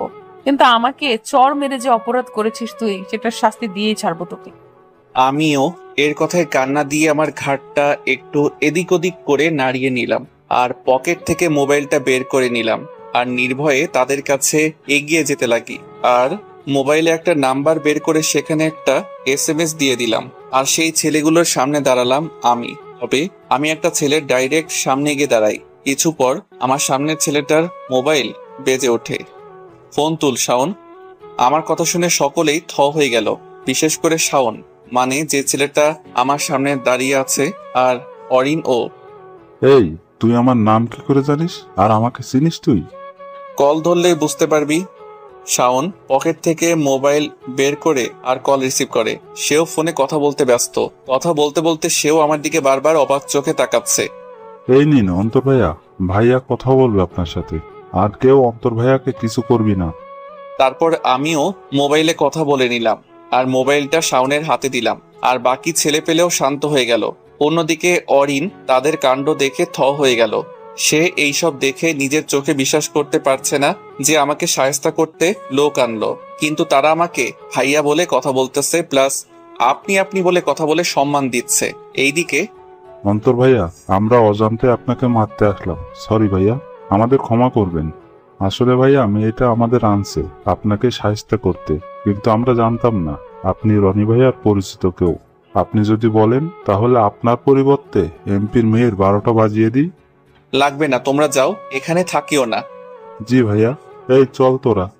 শাওনের কথা শুনে সেখানে থাকা ছেলেপেলেগুলো শাওনের সাথে চলে যেতে লাগে। আসলে আমি শাওনের ভাই রনিকে অনেক আগের থেকে চিনি, কারণ রনি আমার অনেক আগের ফ্রেন্ড। একটা পরিস্থিতিতে পড়েই দুজনের বন্ধুত্ব হয়ে গেল, কিন্তু নিজের পরিচয় আড়ালে রাখতে চাই বলেই কারোর সাথে তেমন কথাবার্তা হয় না। আর আমি যে শহরে আছি সেটাও কেউ জানতো না। প্রথমে শিহাব ও কিছু হারামি জানলো, এরপর আস্তে করে সিএম আঙ্কেল জানলো, তারপর পরিবারের সদস্যরা, আর এখন তো আমার অনেক পুরনো বন্ধু রনিও জানলো। আমিও হেঁটে অরিনের কাছে গেলাম। সে আমার দিকে থ হয়ে তাকিয়ে আছে। আপনি আমাকে শায়েস্তা করার জন্য লোক ভাড়া করে আনছেন, কিন্তু দেখলেন তো তারা আমাকে কিছুই করলো না, বরং তারা আমাকে সম্মান করে ভাইয়া ডেকে কথা বলতেছিল। আর এর সাথে তাদের লিডার কি বলছে শুনছেন তো? সে বলল, ভাইয়া আপনি যদি বলেন মেয়েটাকে শায়েস্তা করে দেই। দেখলেন তো ব্যাপারটা? আপনি মনে করছেন শুধু আপনার কাছেই পাওয়ার আছে। আচ্ছা ধরেন আপনার কাছে পাওয়ার আছে, তাই বলে কি সেই পাওয়ারের অপব্যবহার করতে হবে? এখন আপনার কাছে ক্ষমতা আছে ঠিকই, কিন্তু সেই ক্ষমতা কি চিরস্থায়ী? আচ্ছা ধরেন আপনি আপনার বাবার ক্ষমতা দিয়ে বড়াই করে বেড়াচ্ছেন, যদি কাল আপনার বাবা সেই ক্ষমতাটুকু না থাকে তাহলে আপনার কি হবে? তখন কি করবেন? এখন যে সকলের সাথে বড়াই করে বেড়াচ্ছেন, যদি ক্ষমতা যায় তখন কলেজে আসতে পারবেন আপনি? আর তাছাড়াও ধরে নিলাম কলেজে আসলেন, আর আপনার ক্ষমতাও থাকলো অনেক বছর, কিন্তু কবরে গিয়ে কি সেই ক্ষমতার বড়াই করে বেড়াতে পারবেন?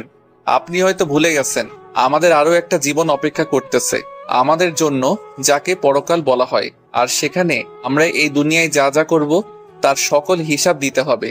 সো আপনি কি সেখানে ও আপনার বাবার ক্ষমতা দেখাতে পারবেন? চুপ হয়ে আছেন কেন? উত্তর দিন। আমরা সকলে একটা কলেজে পড়ি, আর যেহেতু একটাই কলেজে আছি তাই সকলের উচিত মিলেমিশে থাকা। আর এখনো পর্যন্ত আপনি যে সকল কাজ করে আসছেন, আমার মনে হয় না আপনি বিপদে পড়লে কেউই আপনাকে সাহায্য করবে বা আপনার বিপদে এগিয়ে যাবে। কিন্তু এখন যদি কেউ আমাকে মারে বা আঘাত করে, দেখবেন এই ক্যাম্পাসে দাঁড়ানো কিছু ছেলে মেয়ে আমার বিপদে পাশে দাঁড়ানোর জন্য এগিয়ে আসবে, কারণ আমি সকলের সাথে ভালো ব্যবহার করলাম। আর আপনি যে কথায় কথায় মানুষকে তুচ্ছ করে কথা বলেন, এই ধরেন আমাকেও আপনি ছোট লোকের বাচ্চা, ড্রাইভারের বাচ্চা বলেন, কবরে গেলে তো জবাব দিতে হবে। আপনি পারবেন জবাব দিতে? আর সেখানেও আপনি সকলকে তুচ্ছ করে কথা বলতে পারবেন? মানুষকে ক্ষমতা কেন দেওয়া হয় জানেন? যাতে সেই ক্ষমতাকে সুন্দরভাবে কাজে লাগিয়ে মানুষের পাশে দাঁড়ানো যায়, ও সেই ক্ষমতা দিয়ে যাতে মানুষের উপকার হয়। কিন্তু আপনিও আপনার কিছু বড়লোকী বন্ধু বান্ধবীরা নিজেদেরই শুধু মানুষ মনে করেন, অন্যদের তুচ্ছ ভাবেন। কিন্তু একবার ভেবে দেখেন, যাদের তুচ্ছ মনে করেন তাদের দ্বারাই তো আপনার বাবা নির্বাচিত হয়ে এমপি হয়েছে। তারা আপনার বাবাকে নির্বাচিত করলো যাতে তারা একটু সুশাসন পায়, কিন্তু আপনি আপনার বাবার ক্ষমতা দিয়ে অহংকারী করে বেড়াচ্ছেন, আর কলেজের বড়লোকী মানুষদের ছাড়া বাকিদের তুচ্ছ বলতেছেন ও তাদের উপর হুকুমতি করতেছেন। আপনার হুকুমতি দ্বারা তার সকলে ভয় পেলেও আপনার জন্য তাদের মনে বিন্দুমাত্র সম্মান নেই। তারা শুধু আপনার বাবার ক্ষমতার জন্য কিছু করতেছে না, না হলে এতক্ষণে অনেক কিছু হয়ে যেত আপনার। আসলে আপনাকে যা বললাম তা একটু চিন্তা করে দেখবেন, আর যদি আমার কথাগুলো খারাপ লাগে তাহলে আমাকে ক্ষমা করবেন। আর ওই দিনে চরের জন্য সরি, তবে আপনি একটু খেয়াল করে দেখুন আমি আপনার গায়ে কখন হাত তুলছি। যখন আশাকে মারতে যাবেন তখন, তার আগে আমাকে মারা সত্ত্বেও কিছু করি নাই, কারণ আমি মেয়েদের অনেক সম্মান করি। আর আপনার জায়গায় যদি কোনো ছেলে থাকতো তাহলে এতক্ষণে তার হাল খারাপ করে দিয়ে তাকে আমার পা ধরাতে বাধ্য করতাম। চলি, ক্লাসের টাইম হয়ে গেছে। সরি আপনার টাইম ওয়েস্ট করার জন্য। আর পারলে কাউকে তুচ্ছ মনে না করে সকলের সাথে বন্ধুত্ব স্বরূপ আচরণ করতে শিখুন, দেখবেন বাবার ক্ষমতার প্রয়োজন হবে না, এমনি তারা আপনাকে অনেক সম্মান করবে ও ভালোবাসবে। বলেই চলে যেতে লাগলাম ক্লাসের দিকে। অন্যদিকে অরিনের মাথায় আমার কথাগুলো ঘুরপাক খাচ্ছে, কারণ অন্তর যা বলল সবই সত্যি, যে ভুলেই গেল। এখন যা কর্ম করবে আখিরাতে তার ফল পেতে হবে তাকে। আর সে এটাও দেখলো ছেলেগুলো অন্তরকে সম্মান দিয়ে কথা বলল, অথচ প্রথমে অন্তরকে মেরে ফেলার কথা ভাবলেও শেষে কি হলো? আর অন্তর যা বলল সবই সঠিক, যে কলেজের ছেলে মেয়েদের সাথে যা বেড়ালো তার জন্য কেউই তাকে পছন্দ করে না, এমনিও সকলেই তাকে এড়িয়ে চলতে চায়। আর তাছাড়াও বাবার ক্ষমতা ছাড়া সে জাস্ট সাধারণ একটা মেয়ে, এর চেয়ে কিছুই না। যদি এখন তার বাবার ক্ষমতা চায় সকলে তাকে আর গণ্য করবে না। অরিন আমার কথাগুলো ভাবতে ভাবতেই ক্লাসে চলে যায়। এইদিকে আমিও ক্লাসে বসে আছি, বোর লাগতেছে। না আসলো তানভীর, না আসলো আশা। কিছুক্ষণ পরেই তানভীর আসে। কিরে তোর এত লেট কেন? আর বলিস না, বাসার থেকে ঝাড়ি খাইতে খাইতে আসলাম। টাকা নাই, আম্মুকে তেল মালিশ করতে করতে 200 টাকা বের করলো। শালা টাকা নাই, আমারে বলতে পারিস নাই? অন্তর সাহেব তো মনে হচ্ছে মালদার ব্যক্তি, তাই না? বলতে পারিস। এখন কত দিব সেটা বল। তাহলে দে না 2-3 হাজার টাকা। আমিও পকেট থেকে মানিব্যাগ বের করলাম। মানিব্যাগ খুলতেই তানভীর আমার মানিব্যাগের দিকে হা করে তাকিয়ে আছে। এই শালা কি দেখিস? শালা তোর মানিব্যাগে এতগুলো হাজার টাকার নোট? এটা দেখে থ হয়ে গেলি? তাহলে আমার সত্যিটা জানলে কি করবি? আসলেই বলতো তোর সত্যিকারের পরিচয়টা। বলবো, আগে এটা ধর। মানিব্যাগ থেকে কিছু টাকা তানভীরকে দিলাম আর মানিব্যাগ ঢুকিয়ে নিলাম। এ শালা এইভাবে কুনজর দিস না। কিছুক্ষণ পরে দেখলাম অরিন ক্লাসে ঢুকলো। তাকে দেখেও না দেখার ভান করে তানভীরের সাথে কথা বলতে ব্যস্ত। অন্যদিকে অরিন ক্লাসে ঢুকে আমাকে দিকে দেখতে দেখতে তার সিটে বসে, আর আমার কথাগুলো ভাবতে ভাবতে আমার দিকে বারবার তাকাচ্ছে। এইদিকে আমি তানভীরের সাথে হাসি মজা করতে ব্যস্ত। অন্তর, অরিন তোর দিকে এভাবে তাকিয়ে আছে কেন? আমি কি জানি, বাদ দে তো। মামা, এটা তো ভালো লক্ষণ, মনে হয় প্রেমে পড়ছে। তবে দোস্ত, আজ মেয়েটা এভাবে একা কেন আর চুপসে আছে কেন? আমি জানি না, তবে পাকনামি করবি তো এমন মাইট দিব না বাসায় গিয়ে লুঙ্গি মুড়িয়ে কান্না করবি। দোস্ত, এটা কোন লেভেলের ধমক ছিল? এভাবে ধমক দেয়? আমি দিই। কিছুক্ষণ পরে স্যার আসে আর আমরা ফাইজলামি বাদ দিয়ে ক্লাসে মনোযোগ দিলাম। আমি মনোযোগ সহকারে ক্লাস করতে ব্যস্ত। ক্লাস শেষ করে বাইরে গেলাম তানভীরকে নিয়ে। মামা বল না কে তুই? আমার আর তর সইছে না। এত উত্তেজিত হইতেছিস কেন? শালা বললাম তো, সময় হলেই জানতে পারবি। আচ্ছা, আমি বাসায় যাব। আমিও যাব। তাহলে চলো। আমি তানভীরকে নিয়ে আমার ভাড়া বাসায় গেলাম। সেখানে ভিতরে যেতেই তানভীর আমার রুম দেখতে লাগলো। কি রে, কি দেখিস? না, ভালোভাবে রুম সাজিয়ে রাখছিস। দোস্ত, আমিও তোর সাথে থাকবো চিন্তা করতেছি। কেন, আমার সাথে কি? কি মানে, এখানে থাকলে দুজনেই সেই মজা করতে পারবো। প্রয়োজনে দুজনে ভাড়া দেবো, কিন্তু আমিও থাকবো। আচ্ছা ঠিক আছে, থাকিস। এখন আমাকে কিছু রান্না করতে হবে। সো তুই দেখ ঘুরে ঘুরে। আমার রুমের মধ্যে ছোট করে একটা কিচেন আছে, সেটাতে আমি রান্না করে খাই। আমিও দুপুরের খাবার রেডি করলাম, এরপর দুজনে খেয়ে নিলাম। এরপর কিছুক্ষণ রেস্ট করে বিকালে দুজনে ঘোরাফেরা করতে গেলাম। সন্ধ্যায় তানবীরের সাথে নাস্তা করে নিলাম। এরপর তানবীরকে বিদায় দিয়ে আমিও আমার বাসায় চলে গেলাম। সেখানে গিয়ে আমিও আমার ছোট টেবিলে পড়তে বসে পড়ি। রাত পর্যন্ত, পরে খাওয়া দাওয়া করে শুয়ে পড়লাম। অন্যদিকে এখনো অরিনের মাথায় সেই কথাগুলো ঘুরপাক খাচ্ছে। মনে হচ্ছে আমার কথাগুলো অরিনের মাথায় একদম আটকে গেল। ছেলেটা সত্যি বললো, আব্বুর ক্ষমতা ছাড়া আমি কিছুই না। আর আমিও এমনটা হতে চাইনি, কিন্তু সঙ্গ দোষের জন্য এমনটা হয়ে গেলাম। আর কেন আমাকে আমার আব্বু থামালো না? আসলে এই ছেলেটা সত্যি ও সঠিক কথাগুলো বললো আমাকে। এখন দেখতে গেলে আমার সাথের গুলো ছাড়া কলেজের সকলেই আমাকে ঘৃণা করে। কয়েকজনকে হাসি খুশি করতে গিয়ে বেশিরভাগ মানুষকেই কষ্ট দিয়ে দিলাম। না, আমিও এবার ভালো হয়ে যাব। প্রয়োজন পড়লে সকল বন্ধুদের থেকে নিজেকে দূরে করে ফেলবো।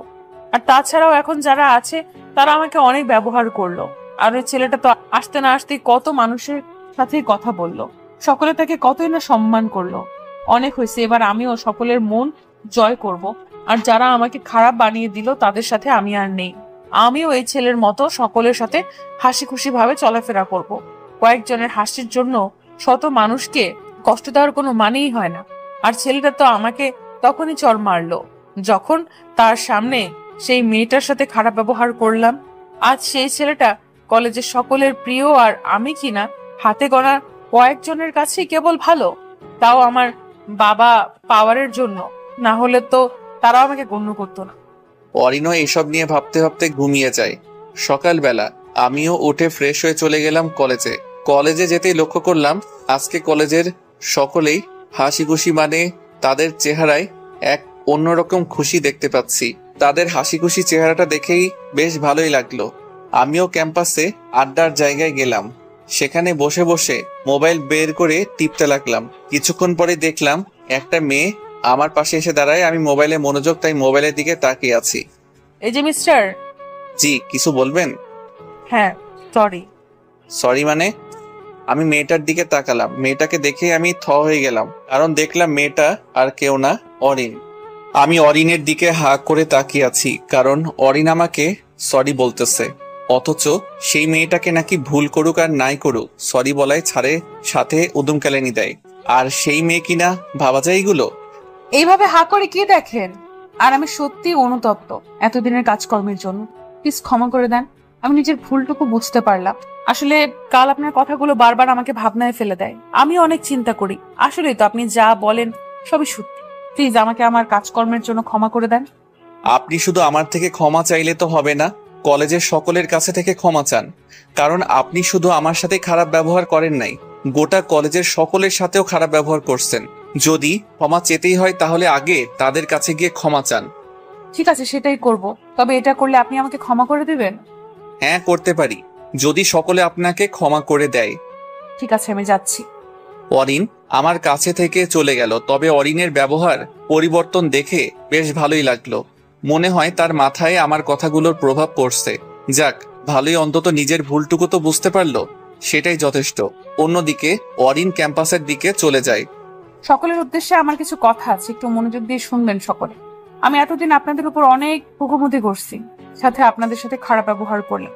আসলে আমি মনে করতাম এইসব করে বেশ মজা মাস্তি করে দিনকাল পার করে দিতে পারবো।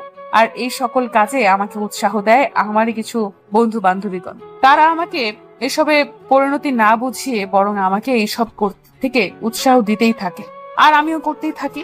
কিন্তু কিছুদিন আগে একটা ছেলে এই কলেজে আসে, আর সে আমাকে এই সব করতে বারণ করে।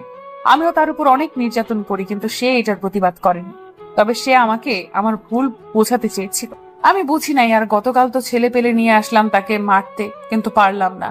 তাকে মারার জন্য ছেলে পেলে নিয়ে আসার পরে ও যে সুন্দর করে আমাকে কথাগুলো বলে, আমাকে বোঝায়, আসলে ছেলেটার কথাগুলোতে সত্যি যুক্তি আছে। কেন এত বড়াই করে বেড়াচ্ছিলাম আমি? তারপর মাথায় চিন্তা আসলো, আসলে যা করে বেড়ালাম সবই অন্যায় ছিল। প্লিজ সকলে আমাকে ক্ষমা করে দিন, আমি সত্যি অনেক অনুতপ্ত। অরিনের কথাগুলো শুনে সেখানে থাকা অবাক হয়ে গেল। অরিনের এই পরিবর্তন দেখে সেখানে সকলে নিস্তব্ধ হয়ে গেল। আমিও সকলের সাথে মজা মাস্তি করে কলেজ লাইফটা কাটাতে চাই। সকলে বন্ধু হতে চাই। প্লিজ সকলে আমার কাজকর্মের জন্য আমাকে ক্ষমা করে দিন। অরিনের দিকে আজ সকলেই অবাক চোখে তাকিয়ে আছে, আর অনেকে আবার আমার দিকেও তাকিয়ে আছে। এই দিকে আমি বসে আছি আর খেয়াল করলাম ক্যাম্পাসের বেশিরভাগ ছেলে মেয়ে আমার দিকে তাকিয়ে আছে। তবে ব্যাপারটা বুঝলাম না, আমি নাকি আমাকে দেখতে অদ্ভুত লাগতেছে। মোবাইলে ক্যামেরা দিয়ে নিজেকে দেখতে লাগলাম, না ঠিকই তো আছি। তাহলে আমাকে এভাবে ড্যাব ড্যাব করে দেখার তো কোনো মানেই হয় না। আমার থেকে জিনিসটা একটু অন্যরকম লাগতেছে, তাই সেখান থেকে উঠে ক্লাসের দিকে যেতে লাগি। আমি প্রায় ক্লাসরুমের কাছে চলেই আসলাম। এই অন্তর দাঁড়াও। আমিও পিছনে তাকালাম, দেখলাম অরিন ডাক দিল আমাকে। জি, কিছু বলবেন? আমি সকলের কাছে ক্ষমা চেয়ে নিচ্ছি, আর তারাও আমাকে ক্ষমা করে দিচ্ছে। এবার তুমিও আমাকে ক্ষমা করে দাও। তারা যেহেতু আপনাকে ক্ষমা করেই দিছে, তাহলে আমিও ক্ষমা করে দিলাম। এখন থেকে সকলের সাথে বন্ধু স্বরূপ আচরণ করবেন। দেখবেন আপনার কোনো প্রয়োজন হলে বাবার পাওয়ার লাগবে না, তারাই আপনার বিপদে এগিয়ে আসবে। আর সকলের সাথে মিশতে শিখুন। থ্যাঙ্কস। আর সত্যি তোমার জবাব নেই। তোমাকে কতই না কষ্ট দিলাম, কিন্তু তুমি আমাকে বুঝিয়েই গেলাম। আসলে আব্বু আমার একমাত্র মেয়ে তো, তাই কেউ শাসন করেন। আদরে আদরে বড় হয়েছি আমি। জি, বুঝতে পারছি। তবে এটাতে খুশি হলাম আপনি আপনার ভুলটুকু বুঝতে পারছেন। সবই তো তোমার জন্যই হলো। আচ্ছা, আমরা কি বন্ধু হতে পারি? হতেই পারেন। আমি আবার বন্ধুত্বে মানা করি না। তাহলে চলো একসাথে যাই। জি চলেন। আমি আর অরিন একত্রে ক্লাসে ঢুকলাম। ক্লাসে উপস্থিত সকলেই আমাদের দুজনের দিকে ড্যাব ড্যাব করে দেখতে লাগে। আমি সোজা আমার সিটে চলে যাই, আর অরিন তার সিটে চলে যায়। সেখানে সে তার আশেপাশের মেয়েদের সাথে কথা বলতে লাগে। জিনিসটা খুব ভালো লাগলো। এখন থেকে আর কলেজে অরিন পাওয়ার দেখিয়ে চলবে না, সেও সাধারণ স্টুডেন্টদের মতোই চলবে। কিছুক্ষণ পরে স্যার আসে আর আমরা সকলেও দাঁড়িয়ে যাই। এরপর স্যার বসতে বললেই আমরাও বসে যাই, কিন্তু দেখলাম অরিন দাঁড়িয়ে আছে। কি হয়েছে অরিন, কোনো সমস্যা? জি স্যার। বলো। স্যার, আমি এতদিন আপনাদের সাথে অনেক খারাপ ব্যবহার করেছি। আপনি আমাদের টিচার হওয়ার পরও আপনার মুখে মুখে তর্ক করেছি। স্যার, আমাকে প্লিজ ক্ষমা করে দিবেন। অরিনের কথা শুনে স্যার থ হয়ে আছে, আর সেখানে থাকা কিছু স্টুডেন্টও অবাক হয়ে অরিনের দিকে তাকিয়ে আছে। অরিন, ঠিক আছো তুমি? এতদিন ঠিক ছিলাম না, তবে আজ থেকে ঠিক হয়েই থাকবো স্যার। আমার কাজকর্মের জন্য আমাকে ক্ষমা করে দিন। অরিন, জানি না আজ তোমার হঠাৎ কি হলো যে তুমি ভালো হয়ে গেলে। ও নিজের ভালোটুকু বুঝতে পারলে। যাও, ক্ষমা করে দিলাম। এবার বসো আর ক্লাসে মনোযোগ দাও। জি স্যার। বলতেই অরিন নিজের সিটে বসে পড়ে, আর স্যারও আজ থ হয়ে আছে। এরপর ক্লাস করাতে লাগে। ক্লাস শেষ, আমিও বাহিরে যেতে লাগি, কিন্তু আজকেও আশা কলেজে আসলো না। কি হলো মেয়েটার আল্লাহই জানে। আর তানবীর শালাটাও কই। আমিও ক্লাসে বাহিরে গেলাম, তখনই অরিন সামনে এসে দাঁড়ায়। জি, কিছু বলবেন? চলো ক্যান্টিনে যাব, নাস্তা করব। না, আমার একটু কাজ আছে, আপনি যান না। বুঝছি, তুমি এখনো আমাকে ক্ষমা করো নাই, তাই তো আমার কথায় বারণ করে দিলাম। তারপর অরিনকে নিয়ে আমি ক্যান্টিনে গেলাম, আর সেও নাস্তার অর্ডার দেয়, আর আমিও মোবাইল বের করে টিপতে লাগি। আচ্ছা অন্তর, তোমার পরিবারে কে কে আছে? জি, আমার পরিবারে আমি, আমার বোন, আমার আম্মু আব্বু আছে। ও ভালোই। আমার পরিবার সম্পর্কে জিজ্ঞাসা করবে না? আপনার সম্পর্কে মোটামুটি জানি আমি। আপনি আপনার পরিবারের একমাত্র সন্তান। আপনার পরিবারের আপনি, আপনার আব্বু ও আম্মুই আছে। বাহ, তুমি তো দেখি আমার খোঁজ খবর রাখো দেখি। খোঁজ রাখছিলাম, মনে করছিলাম আপনাকে একটা সেই লেভেলের একটা ঝাটকা দিব, কিন্তু বোঝানোতেই যে আপনি শুধরে যাবেন সেটা জানতাম না। আমিও জানি না কিভাবে ঠিক হয়ে গেলাম। আসলে বলতে গেলে তোমার কথাবার্তাগুলো আমার মাথায় একদম আঁকড়ে ধরে, আর বারবার চাপ সৃষ্টি করে আমাকে। আমার কাজের কথাগুলো ভাবাতে লাগে। আজ পর্যন্ত কারোর কথায় এতটা মাথায় চাপ দেয়নি যতটা তোমার কথাগুলোতে দিল। আচ্ছা, এবার আমার কিছু প্রশ্ন আছে। জি বলেন। আচ্ছা অন্তর, তুমি ওই দিন পুলিশের হাত থেকে বাঁচলে কি করে? সেটা একটা সিক্রেট, সেটা বলা যাবে না। তাহলে এটা বলো, গতকাল সেই ছেলেপেলেগুলো তোমাকে এভাবে সম্মান দিয়ে আবার ভাইয়া বলে কথা বলতেছিল কেন? আসলে আপনি যে ছেলেপেলেগুলো আনছেন তাদের একজনকে আমি চিনি, কিন্তু সে আমাকে চিনে না। তার ভাই আমাকে চিনে। আমার একটা অনেক পুরনো বন্ধুর ভাই সে। আর আপনার ভাগ্যটা এতই খারাপ যে আপনি আমার পরিচিত একজনের ভাইকেও তার সাথে গুলোকে আনছেন আমাকে মারতে। এবার নাস্তাটা খেতে শুরু করে ঠান্ডা হয়ে যাচ্ছে। এরপর দুজনেই নাস্তা খেয়ে নিলাম। তুমি বসো, আমি বিল দিই। লাগবে না, আমি দিচ্ছি। আমি ছেলে হয়ে কিভাবে মেয়ের দ্বারা বিল দেওয়াবো? ওই বলছি না, বিল আমি দিব মানে আমি দিব। আমি আর কোনো আওয়াজ করলাম না। অরিন বিল দিল, আর আমিও চুপ হয়ে আছি। চলো কিছুক্ষণ দুজনে ঘোরাফেরা করি। আজকে না, অন্য একদিন আমি যাই, বাসায় গিয়ে কাজ আছে। ঠিক আছে, তবে তুমি কোথায় থাকো আমাকে একটু দেখিয়ে দাও। কেন, সেটা দিয়ে কি করবেন? এমনি দেখতাম আর কি। পরে, এখন একটু তাড়াই আছি। আচ্ছা বেশ, যাও তাহলে, কাল দেখা হচ্ছে। জি, খোদা হাফেজ বলেই অরিন থেকে বিদায় দিয়ে চলে গেলাম বাসায়। এভাবে সাধারণ জীবনযাপন দিয়ে কাটিয়ে দিলাম 3টা মাস। 3 মাস পর আমি কলেজ ক্যাম্পাসে বসে আম্মুর সাথে ফোনে কথা বলতে লাগলাম। হ্যালো আম্মু, আসসালামু আলাইকুম, কেমন আছো? ওয়ালাইকুম সালাম, ভালো আছি। তুই কেমন আছিস বাবা? আমিও ভালো আছি। কি করো? আর ঈশিতা কি কলেজে গেছে? গেছে বাবা, অনেকদিন হলো তোকে দেখি না। কিছুদিনের জন্য বাড়িতে আয় না বাবা। আচ্ছা, দেখি আসতে পারি কিনা। আমি কথা বলতেছি তখনই একটা মেয়ে এসে আমার সামনে দাঁড়ায়। আচ্ছা আম্মু, রাখি, পরে কথা বলবো বলেই কল কেটে দিলাম। জি, কিছু বলবেন? না মানে বলার তো অনেক কিছুই আছে, তবে কিভাবে বলবো তা বুঝতে পারছি না। বলেন, সমস্যা নেই, নির্ভয়ে বলে ফেলুন। এরপর মেয়েটা আমার সামনে হাঁটু গেড়ে বসে আর হাতে ফুল নিয়ে আমাকে প্রপোজাল দিয়ে বসে আছে। মেয়েটার কাণ্ড দেখে থ হয়ে গেলাম। ও হ্যালো আপু, এসবের মানে কি? যেটা দেখছেন সেটাই।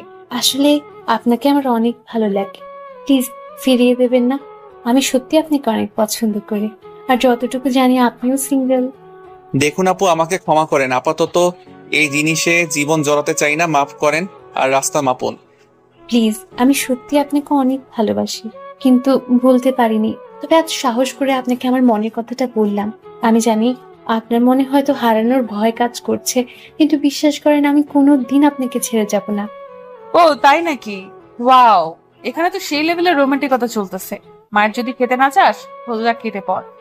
আমি দেখলাম অরিন এখানে উপস্থিত আর সেই একই কথাগুলো বলল। কেন কেটে পড়বো? আমি আমার উত্তর শুনেই যাব। উত্তর আমি দিয়ে দিলাম, তার তোর প্রতি কোনো ইন্টারেস্ট নেই। এবার কেটে পড় এখান থেকে। এই কথাটা অন্তর বলুক, তাহলেই মানবো। তুমি বললে তো হবে না। আমি যেটা বলবো সেটাই হবে, যা এখান থেকে, না হলে কিন্তু খুব খারাপ হয়ে যাবে। অন্তর প্লিজ উত্তর দাও। তোর উত্তরের গুষ্টিকে আমি। বলেই অরিন সেই মেয়েটার কাছে যেতে লাগে। পরিস্থিতি মোটেও ভালো লাগতেছে না, তাই আমি ও অরিনকে গিয়ে ধরে ফেলি। অন্তর ছাড়ো আমাকে। বাদ দেন, আর আপনি যান এখান থেকে, না হলে পরে যা ঘটবে আমাকে দোষারোপ করবেন না। আগে উত্তরটা দাও। তোর উত্তরের গুষ্টিরে কিলাই, দাঁড়া তুই। অরিন আমার থেকে নিজেকে ছাড়িয়ে নিতে চাচ্ছে, কিন্তু সে পারছে না। কিন্তু যেভাবে টানাটানি করতেছে, আমি আর কিছুক্ষণ মাত্রই ধরে রাখতে পারবো। তাই আমিও এবার ডাইরেক্ট অরিনকে আমার দিকে টান মেরে বুকে নিয়ে নেই আর শক্ত করে জড়িয়ে ধরি। এছাড়া আর কোনো উপায় নেই অরিনকে আটকে রাখার। অন্তর ছাড়ো আমাকে। আগে শান্ত হন।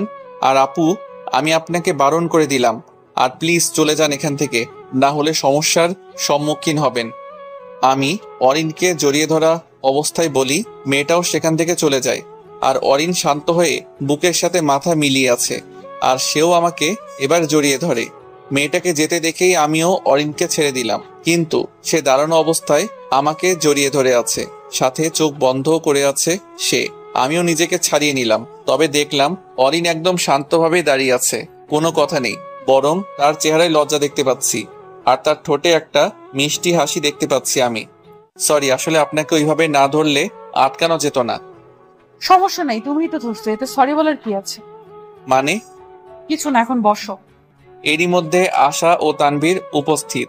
কিরে, কি চলতেছে? আর বলিস না, একটা ইতিহাস তৈরি হয়ে গেছে। দোস্ত, তোর জন্য এটা স্বাভাবিক। যেভাবে সকলের সাথে মিশে মিশে কথা বলিস, যে কোনো মেয়েই তোর প্রতি ফিদা হবেই। তাহলে মনে হচ্ছে কাল থেকে গুন্ডাদের মতো শুরু করে দিব, কথায় কথায় ধমক দিব, যেমনটা অরিন আগে করতো আর কি। অন্তর, আমাকে পচাচ্ছ? ভালো হচ্ছে না কিন্তু। পরে উল্টাপাল্টা একটা কাজ করে বসে থাকলে কিছু বলতে পারবা না। কি বা করবেন? যেই লেডি গুন্ডি হবেন আর কি, আর সবার উপর হুকুমতি করে বেড়াবেন, তবে আমি ভালোই থাকবো। তোমার কথা কিছুটা সত্যি, কিছুটা ভুল। আমি গুন্ডি হলে সকলের উপরে হুকুমতি করব না, একজনের উপরে হুকুমতি করলেই হবে আমার। কার উপরে হুকুমতি করতে চাস অরিন? আছে আছে, একজন আছে। ক্লাসের টাইম হয়ে গেছে, পরে কথাবার্তা বলিয়েন আপনারা। চল। আমরা 4 জনেই ক্লাসের দিকে চলে যাই। আর 3 মাসে অরিন আমাদের সাথে একেবারে মিশে গেছে। সে আগে যাদের সাথে কথা বলতো, মিশতো, তাদের থেকে এখন দূরেই থাকি। আর আমারও একটা অভ্যাস রয়েই গেল, আমিও এখন আশা ও অরিনকে আপনি আপনি করেই বলি। আসলে মেয়েদের ক্ষেত্রে কথা বলতে গেলে কেন জানি অন্যরকম লাগে আমার, ক্লাসে গিয়ে বসে পড়ি, আর সেখানেও আড্ডা শুরু। স্যার আসা মাত্রই বাকি সব বন্ধ করেই ক্লাসে মনোযোগ দিলাম। ক্লাস শেষ, আমরাও আবার কথা বলতে বলতে বের হচ্ছি।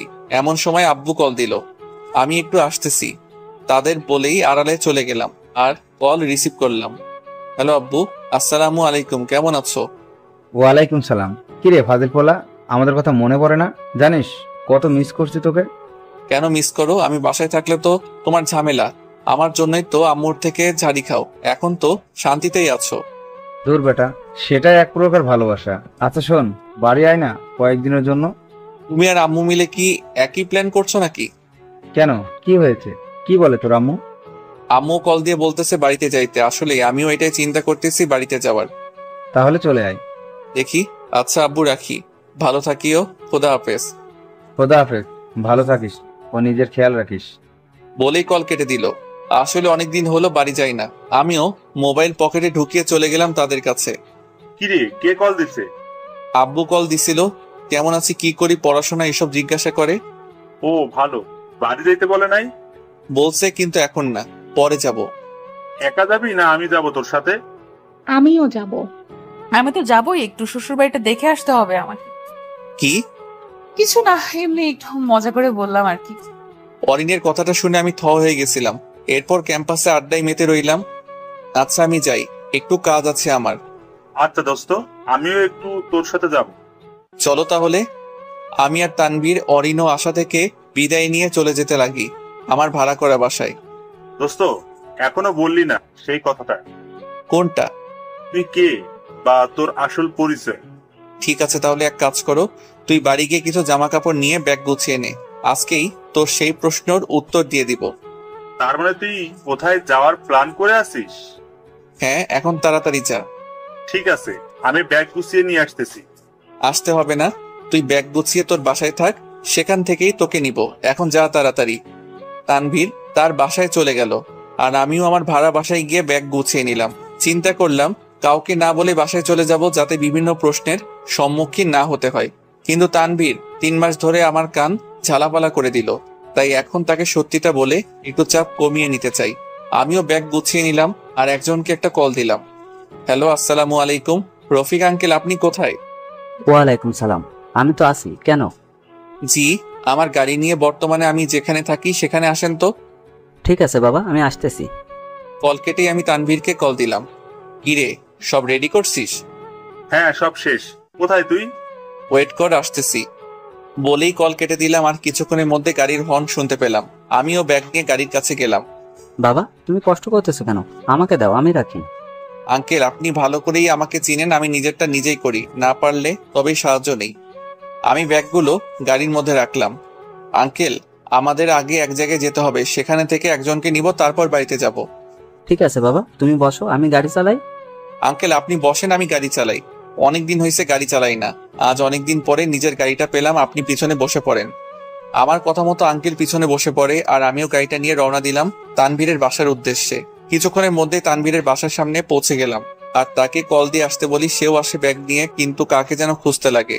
আমি গাড়ির গ্লাস দিয়ে রাখাতে হয়তো ভিতরে আমি আছি যে সে খেয়াল করে নাই, তবে সে অবাক চোখে গাড়ির দিকে তাকিয়ে আছে। আমিও গাড়ির গ্লাস নামিয়ে দিলাম। এভাবে না দেখে গাড়িতে আইসালা। অন্তর, তুই? এই, এটা কার গাড়ি? আর এটাকে তো দেখে অনেক দামি গাড়ি মনে হচ্ছে। আর তুই বা এখানে কি করতেছিস? বকবক বন্ধ কর, গাড়িতে বয়সালা। কিন্তু তানভীর আমার দিকে হা করে তাকিয়ে আছে। ধুর বেটা, টাইম ওয়েস্ট করিস না, বয় তাড়াতাড়ি। তানভীর শুধু একটা কাঁধ ব্যাগ নেয়, আর সেই ব্যাগ নিয়ে আমার পাশে বসে পড়ে, আর আমিও গাড়ি চালাতে লাগি, তবে সে অবাক চোখে আমার দিকে দেখেই আছে। এটা কার গাড়ি? যে গাড়ি চালাচ্ছে গাড়িটা তারই। পিছন থেকে রফিক আঙ্কেল বলল। তানভীর পিছনে তাকিয়ে অবাক হয়ে যায়। অন্তর, কে উনি? আমার একটা আঙ্কেল হয়, এবার চুপ থাক। শালা জানি না কি হচ্ছে আমার সাথে, একটা থেকে একটা সব খেয়েই যাচ্ছি। কিছুক্ষণ আগে শুনলাম শহরের টপ বিজনেসম্যান শফিকুর রহমানের ছেলে নাকি আমাদের সাথেই আমাদের কলেজে পড়ে। আর আরো একটা শকিং নিউজ হলো, সামনে কলেজে প্রোগ্রামে উনি নাকি আসবে কলেজে। অনেক ইচ্ছা ওনার সাথে দেখা করার, একটা ছবি তোলার। আমারও ইচ্ছা একদিন আমিও উনার মতো বিজনেসম্যান হব। কিন্তু আজকে তোর ব্যাপারটা দেখেই থ হয়ে গেলাম। শালা কার গাড়ি ভাড়া করে আনছিস তুই? ওর গাড়ি ও কেন ভাড়া করবে? আর কথা রইলো শফিকুর রহমান সাহেবের, তিনি তো আমি আঙ্কেলের কথা থামিয়ে দিলাম। আঙ্কেল বাদ দাও তো, সেটা বলা লাগবে না। আর তুই শালা এত বকবক করিস কেন? মাথা তো পুরাই হ্যাং করে দিলি। একদম চুপ থাক।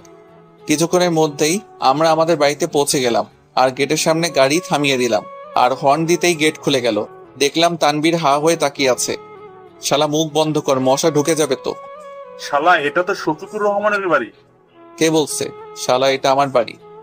না, এটা শফিকুর রহমানের বাড়ি। তোর বাড়ি কি করে হবে এটা? আমি তার কথায় কান্না দিয়ে গাড়ি বাড়ির ভিতরে ঢুকালাম। 1 মিনিট, নাকি তুই শফিকুর রহমান স্যারের ছেলে? কে বলছে আমি শফিকুর রহমানের ছেলে? তিনি আমার আব্বু হয়, আবুল। কি? আমি দেখলাম তানভীর মনে হয় শেষ। তাকে দেখে মনে হচ্ছে সে 440 ভোল্টের শক খেয়ে ব্যাকা হয়ে গেল। আমিও গাড়ি দরজার সামনে নিয়ে থামালাম। আর তানভীর তো মনে হয় পুরাই আঁকড়ে গেছে। ওই হারামি, ব্যাগ নে আর বাহিরও গাড়ি থেকে, নাকি গাড়িতেই রাত কাটাবি? তানভীরের মুখে কোনো কথা নেই। গাড়িতে পানির বোতল ছিল, সেটা নিয়ে হাতের মধ্যে পানি নিয়ে শালার মুখে মেরে দিলাম। আর সেও লাফিয়ে ওঠে। কিরে, কোন জগতে হারাই গেছিলি? শালা তোরে আমি কোনো মাফিয়া বা গ্যাংস্টার টাইপের কেউ মনে করছিলাম, কিন্তু তুই যে এই প্রজাতির জিনিস হবি কে জানতো? এত বড়লোক হওয়ার পরেও তুই কিভাবে এই ক্ষেত রূপেছিলি? এটাই আমি। এবার চল ভিতরে। আমি ব্যাগ নিয়ে তানভীর সহ ভিতরে গেলাম। আম্মু আমাকে দেখে শক খেয়ে গেল। আব্বু তুই আসছিস? না তো, আমার ভূত আসছে বলেই আম্মুকে জড়িয়ে ধরলাম। আম্মুও আমাকে শক্ত করে জড়িয়ে ধরে আছে। আর কিছুক্ষণের মধ্যে আমার বোনও উপস্থিত। ভাইয়া তুই? কেমন আছিস? ভালো। তোর কি অবস্থা? আমিও ভালোই আছি। তোরা পরে কথা বলিস। বাবা তুই যা, ফ্রেশ হয়ে আয়। তার আগে একজনের সাথে দেখা করাতে চাই। তানভীর, এইদিকে আয়। তানভীর আমার কাছে আসে। আম্মু, এই হলো তানভীর, আমার কলেজের বন্ধু। আন্টি, আসসালামু আলাইকুম। কেমন আছেন? আলহামদুলিল্লাহ ভালো। বাবা তুমি কেমন আছো? জি আন্টি, আমিও ভালোই আছি। বাবা তুই তানভীরকে নিয়ে ফ্রেশ হয়ে আয়, আমি খাবার রেডি করতেছি। ঠিক আছে আম্মু। আমি তানভীরকে নিয়ে আমার রুমে চলে গেলাম। তানভীর আমার রুমের দিকে তাকিয়ে হা হয়ে আছে। ভাই রে ভাই, এত বড়লোক হওয়ার পরেও সাধারণ জীবনযাপন করিস কেন তুই? দেখ ভাই, এইসব নিয়ে শো অফ করে লাভ কি? শেষমেশ তো দুহাত মাটি নিচে যাবে আর কাফনও আমার নেকি নিয়েই যাব। আর এমনি শো অফ করতে ভালো লাগে না। আর কথা বলিস না, ফ্রেশ হয়ে নে। আমার কথা শুনে তানভীর ফ্রেশ হয়ে নিল। এরপর আমিও ফ্রেশ হয়ে নিলাম। এরপর হাত মুখ মুছে চলে গেলাম দুপুরের খাবার খেতে। খাওয়া দাওয়া শেষ করে তানভীরকে নিয়ে রুমে গেলাম আর রেস্ট করতে লাগলাম। আমি চোখ বন্ধ করে শোয়াতেই আমার ঘুম চলে আসে। সন্ধ্যাবেলা আমি উঠি আর দেখলাম তানভীর শালাও ঘুমের মধ্যে আছে। আমি উঠে একটু ফ্রেশ হয়ে নিচে অলরুমের দিকে যেতে লাগি। কিরে বাবা, উঠছিস? হ্যাঁ, উঠলাম। তানভীর কোথায়? এখনো ঘুম তাকি নাই। আম্মু, মনে হচ্ছে বাসায় কেউ আসছে। হ্যাঁ, তোর আব্বু আসছে আর কিছু লোক আসছে তোর আব্বুর সাথে দেখা করতে। ও তুই আমি নাস্তা দিচ্ছি। না আম্মু, তানভীর সহ নাস্তা করবো এখন না। আমিও হলরুমের দিকে যেতে লাগি, কারণ আমি কোনো চেনা মানুষের গলার আওয়াজ শুনতে পাচ্ছি। আমি একটু এগিয়ে যেতেই একজনকে দেখলাম আর তাকে দেখেই দিলাম উল্টো দিকে দৌড়। আমি এক দৌড়ে উপরে উঠে রুমে ঢুকে দরজা মেরে দিলাম আর খাটে ধাম করে বসে পড়লাম। আমার বসাতে খাটটা নড়ে ওঠে আর তানভীরও লাফিয়ে ওঠে। ভূমিকম্প? অন্তর, ভূমিকম্প? ওই শালা ভূমিকম্প না। আমি বসছি যে খাট নড়ে উঠলো। আর শালা রাতের ঘুম কি এখনই ঘুমিয়ে নিবি নাকি? না দোস্ত, উঠতাম তো, কিন্তু শরীরের অলসতা চলে আসছে তাই আর। কিন্তু তোকে অন্যরকম দেখাচ্ছে কেন? মনে হয় কিছু থেকে শক খেয়ে আছিস। ঠিক বুঝছিস, শক খাওয়ার মতোই কাণ্ড ঘটে আছে। কেন, কি হয়েছে? আব্বু বাসায় আসছে। শালা এটা শক খাওয়ার কি আছে? তোর আব্বু তো বাসায় আসবেই, এটা তো স্বাভাবিক ব্যাপার। তানভীর যা, শালা পুরা কথা তো শোন। আব্বু বাসায় আসছে ঠিকই, আর আব্বুর সাথে দেখা করতে দুজন লোকও বাসায় আসছে। তো তুই এখন কি বুঝাতে চাচ্ছিস? লোক তোরে দেখে ফিদা হয়ে গেছে, তোরে মেয়ের জামাই বানাইতে চাইতেছে নাকি? এক লাথি দিমু শালা, কথায় কথায় বাম হাত ঢুকাস। আম্মুর সাথে দুজন লোক তো দেখা করতে আসছে, কিন্তু তাদের মধ্যে একজন আমাদের পরিচিত, মানে আমাদের দুজনকে চিনে। আর তাকে দেখে সেই লেভেলের দৌড় দিয়ে পালিয়ে আসলাম। দেখলে তো আমার সত্যিকারের পরিচয়টা পেয়ে যেত। কে সে? কার কথা বলতেছিস তুই? সে আর কেউ না, তোমাদের থুক্কু, আমাদের এলাকার এমপি ও অরিনের আব্বু এমপি মোশাররফ হোসেন। কি? কিন্তু তিনি এখানে কি করতেছে? শালা এমন ভাবে জিজ্ঞাসা করতেছিস মনে হচ্ছে আমি সব জানি। শালা আব্বুর সাথে দেখা করতে আসছে তিনি। আর এমনিও অনেক পলিটিশিয়ানরা বিজনেসম্যানদের সাথে খাতির করে রাখতে চায়। সুযোগ সুবিধা ভোগের জন্য। হয়তো সেই রকম কোন একটা কারণে আসছে, কিন্তু তিনি যতক্ষণ আছে আমাদের রুম থেকে বের হওয়া যাবে। ছোস, ঠিক আছে, তুই যা বলিস। যা তাহলে ফ্রেশ হয়ে আয়। ওকে। তানবীর চলে গেল ফ্রেশ হতে, আর আমি আছি টেনশনের মধ্যে। যদি পর্দা ফাঁস হয় তাহলে তো হইছে। আমি যেভাবে থাকতে চাই সেভাবে শান্তিতে থাকতে পারবো না। আমিও শান্তভাবে রুমে বসে আছি। কি করব, বোর লাগতেছে, তাই মোবাইল বের করলাম আর শুরু করে দিলাম ফেসবুকিং। নেট অন করতেই নোটিফিকেশনের অভাব নেই। আজাইরা পোস্টের নোটিফিকেশনের সাথে মেসেজ নোটিফিকেশন তো আছেই। তবে দেখলাম অরিন মেসেজ দিছে। হাই, কি করো? লে হালুয়া বা পেটি দুটাই একই টাইমের জীবন ধ্যাতা তেনা ওরের জন্য লেগে আছে, নাকি একটু মজা নিব। তবে একটা কথা মাথায় আসতেছে, ইদানিং অরিন আমার সাথে একটু অন্যরকম ব্যবহার করতেছে। মানে মনে হচ্ছে তার মনে আমার জন্য কিছু একটা চলতেছে। ব্যাপারটা জানতে হবে আমাকে। দাঁড়াও, আমিও অরিনকে মেসেজ রিপ্লাই দিলাম। এই তো আছি আর কি একজনের সাথে। আপনি কি করেন? নাস্তা করতেছেন? হ্যাঁ করছি। কার সাথে আছো তুমি? জি, আমি আমার একটা বান্ধবীর সাথে আছি, তার বাসায় আসলাম। কি, আশার বাসায় গেছো? না, আশা না, আরো একটা আছে। আমার অনেক পুরনো বান্ধবী, সে তার নাম ঈশিতা। ঈশিতা? কে ঈশিতা? কোথায় থাকে সে? আর তুমি এখন কোথায় আছো? এই ভিডিও কল দিচ্ছি, কল রিসিভ করো। বলতে না বলতে ভিডিও কল চলে আসলো, আমিও কেটে দিলাম। আরে করেন কি, সে দেখলে কি না কি ভাববে। আর তাছাড়াও আপনি এত উত্তেজিত হচ্ছেন কেন? বান্ধবীর বাসায় তো আসলাম, এটাতে অসুবিধা কোথায়? অসুবিধায় কোথায় মানে? তোকে আমি আগেও বারণ করেছিলাম আমি আর আশা ছাড়া অন্য কোনো মেয়ের সাথে যাতে তোকে না দেখি। আর তুই কিনা কোথায় আছিস তুই? আরে আজব, তুই তোকারি করতেছেন কেন? আর আমি যা ইচ্ছা করব, এতে আপনার এত সমস্যা কেন? আমার লাইফ, আমি যা খুশি করব, যার সাথে ইচ্ছা তার সাথে মিশবো। আর আপনি আমার লাইফে হুকুমতি করতেছেন কেন? তোর লাইফের হুকুমতি করার অধিকার আছে আমার। আর সোজা মেসেজ যা আর আমাকে কল দে, না হলে কোথায় আছিস বল, আমি আসবো তোর কাছে। বলা যাবে না। আর আপনার বিহেভিয়ার আমার সুবিধার লাগতেছে না। আপনি আমাকে তুই তোকারি করছেন কেন? আর আমি যার সাথে ইচ্ছা তার সাথে থাকবো, যার বাসায় ইচ্ছা যাব। আপনার জ্বলতেছে কেন? দেখুন, আমার পার্সোনাল লাইফে নাক গলাবেন না। আপনি যে অন্যদের সাথে কথা বলেন তখন তো আমি বারণ করি না, তাহলে আপনি আমার ক্ষেত্রে কেন এমন করতেছেন? আর আপনি কি আমার জেফ লাগেন নাকি? দেখুন, আমার পার্সোনাল লাইফে নাক গলাবেন না, বলে দিলাম। দেখলাম আমার মেসেজ সিন হলো, কিন্তু রিপ্লাই হচ্ছে না। আমিও নেট অফ করে দিলাম। আর তখনই দরজায় কে নক করলো। আব্বু, তুই ভিতরে আসিস? হ্যাঁ আম্মু, আসি, ভিতরে আসো। আমার কথা শুনেই আম্মু ভিতরে আসে, আর হাতে নাস্তার ট্রে সাথে আব্বু রুমে আসলো। কেমন আছিস আমার ফাজিল ছেলেটা? আলহামদুলিল্লাহ ভালো, তোমার কি খবর? আমিও ভালো আছি। আমি দেখলাম তানভীর আব্বুর দিকে হা করে তাকিয়ে আছে। অন্তর, ওই কে? আব্বু তানভীরের কথা জিজ্ঞেস করলো। আব্বু, এ হলো আমার কলেজের বন্ধু তানভীর। আর তানভীর তোমাকে ভালো করে চিনে, তোমার ভক্ত। তোমার সাথে দেখা করার জন্য সে পাগল হয়ে আছে। বলে তোমার সাথে নাকি ছবি তুলবে। কি বলছিস? বিজনেসম্যানদের আবার ভক্ত হয় নাকি? জি স্যার, আমি আপনার অনেক বড় ভক্ত। স্যার, আপনার সাথে দেখা করার অনেক ইচ্ছা ছিল, কিন্তু স্যার আমি জানতামই না অন্তর আপনার ছেলে। আসলে স্যার এমন ভাবে গেট আপ নিয়ে রাখছিল, আমি কেন কেউ বলতে পারবে না। রিল্যাক্স তানভীর। আচ্ছা, আমাকে স্যার ডাকা বন্ধ করো। আমাকে আঙ্কেল ডাকলেই খুশি হব। স্যার শব্দটা শুনতে শুনতে কান গেছে গা আমার। ঠিক আছে স্যার। ও সরি আঙ্কেল। গুড, এখন নাস্তা করে নাও। আর তুই আমাকে বলিস না কেন আজকে আসবি যে? সারপ্রাইজ। তোর সারপ্রাইজ শব্দটা শুনলে কিছু মনে পড়ে আমার। পকেট থেকে টাকা নেওয়ার পর জিজ্ঞাসা করে তুই বলিস সারপ্রাইজ, আর আজ আবার এই শব্দটা শুনতে হলো।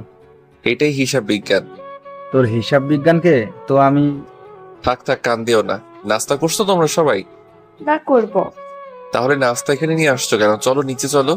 মেহমান ছিল তাই এখানে নিয়ে আসলাম। পরে তোর আব্বু আমার সাথে আসে আর বলে তারা নাকি চলে গেছে। যাক বাবা, ভালোই হলো। তো চলো ডাইনিং রুমে। আমরা ডাইনিং রুমে চলে গেলাম, আর সেখানে কথা বলতে বলতে চা নাস্তা করলাম।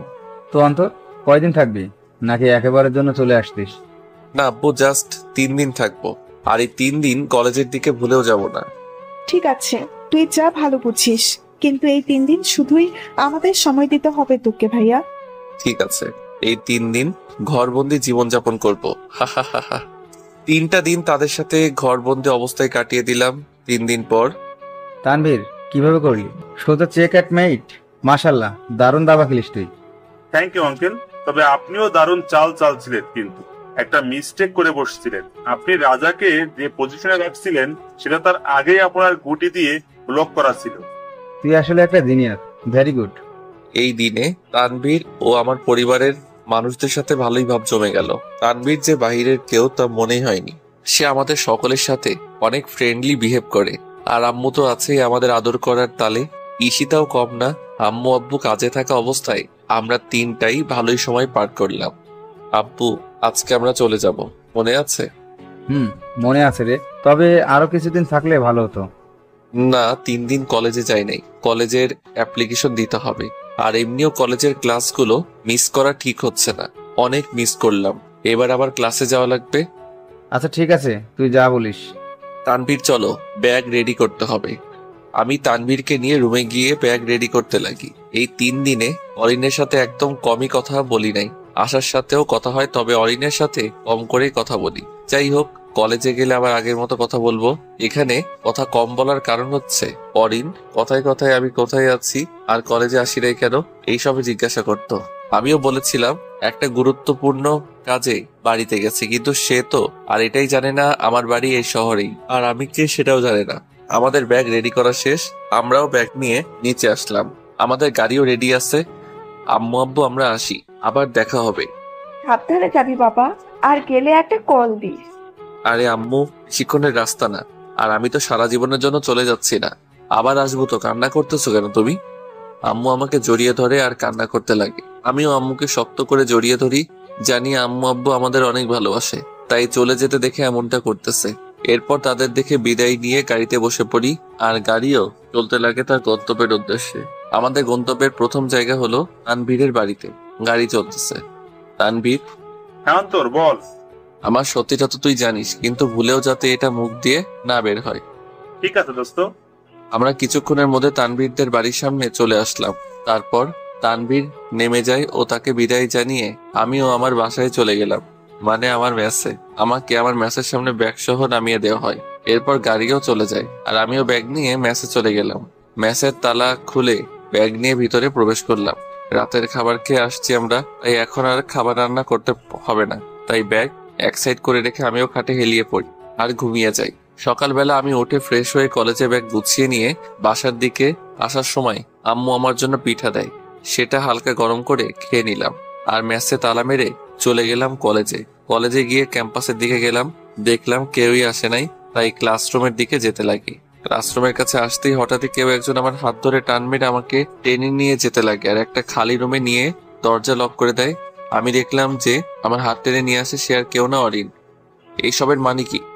অরিন আমার কাছে এসে আমাকে রুমের ভিতরের দেওয়ালের সাথে লাগিয়ে তার 2 হাত আমার মাথার দুপাশের বরাবর দেওয়ালে রাখে, আর তার মুখ আমার মুখের একদম কাছে নিয়ে আসে, বলতে গেলে 3 ইঞ্চি দূরত্বে আছে। এসব কি করতেছেন আপনি? I love you. অরিনের কথাটা শুনেই থমকে গেলাম আমি। কি বলতেছেন আপনি? মাথা ঠিক আছে তো আপনার? I love you. আমি অরিনের চেহারাটা খেয়াল করলাম। তার চোখের নিচে কালি জমে আছে, মানে অরিন কান্না করছিল। কিন্তু কেন? আর অরিনের মাথা কি গেছে নাকি? কি যা তা বলতেছে সে? আপনার মাথা ঘেমে গেছে নাকি? আপনি আমাকে এসব কেন বলতেছেন?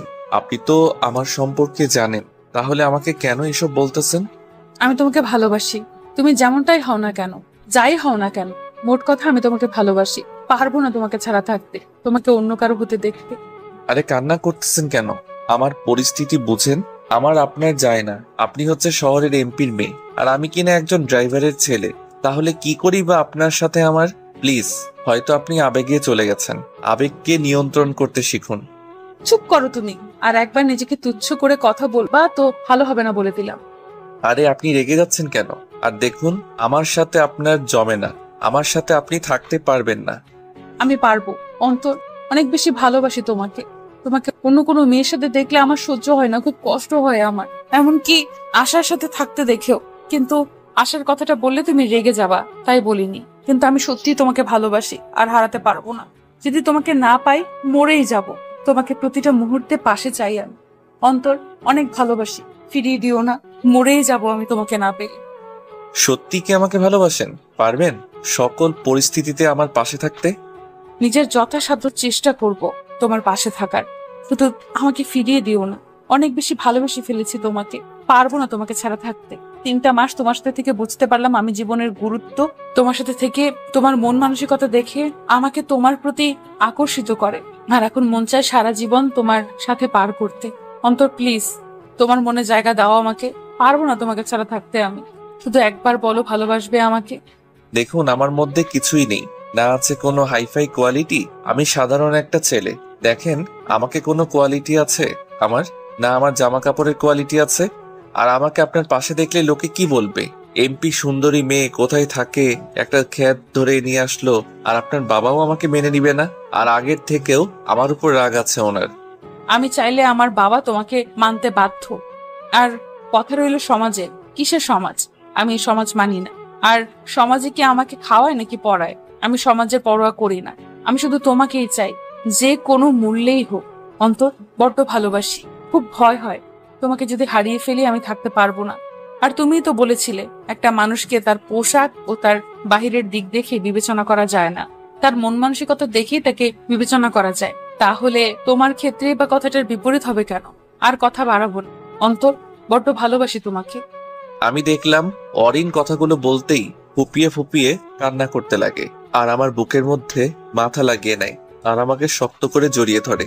মনে হচ্ছে আমি কোথায় চলে যাব, আর সে আমাকে ধরে আছে যাতে কোথাও যেতে না পারি। আজ সত্যি আমি অবাক হলাম। আকে দেখছি আমি, এটা কি সেই অরিন যে কিনা তার বাবার এমপির পাওয়ার দিয়ে অহংকার করে বেড়াতো আর মানুষকে কষ্ট ও কাঁদিয়ে ছাড়তো? কিন্তু আজ সেই কিনা একজনের জন্য নিজের চোখের পানি অজরে ঝরাচ্ছে। আজ অরিনের কাণ্ড দেখে থ হয়ে গেলাম, আর বিশ্বাস করতে পারছি না এটাই সেই একসময়ের এমপির অহংকারী মেয়ে যে কিনা বর্তমানে ফুপিয়ে ফুপিয়ে কেঁদেই যাচ্ছে। আজ সত্যি অরিনকে দেখে মনে হচ্ছে হয়তো অনেক বড় কিছুই পেয়ে যাচ্ছি আমি। তাকে পাই আর না পাই সেটা ফ্যাক্ট না, ফ্যাক্ট হচ্ছে তার মনের অহংকারটা দূর হলো। আল্লাহ তোমার কাছে লাখো শুক্রিয়া, তুমি অরিনের মনের মধ্যে থাকা অহংকার দূর করে দিলে। অরিন এখনো আমাকে জড়িয়ে ধরে কেঁদেই যাচ্ছে, তবে সে জানেই না আমার মনে তার জায়গা হয়ে গেছে। আর সেটাও জানে না সে আমার যে পরিচয়টা জানে সেটাও সত্যি না। তবে আমি ওকে এটা সারপ্রাইজ দিব। আজ অরিনের কথাবার্তা গুলো শুনে খুব ভালো লাগলো, আর এই রূপ পরিবর্তন দেখে আমি অরিনের প্রতি ফিদা হয়ে গেলাম। হইছে হইছে, অনেক কান্নাকাটি করছেন, আর সরেন আমার গায়ের থেকে। আমার গায়ে শার্টটা গেছে। গরিবের উপর অত্যাচার। মারবো একটা, যাও, আমি তোমাকে অনেকগুলো শার্ট প্যান্ট কিনে দিব। এখন বলো না ভালোবাসবে কিনা? যদি না বলি তাহলে? তাহলে আমিও অনেক দূরে হারিয়ে যাব, যেখান থেকে কেউ আমাকে ফিরিয়ে আনতে পারবে না।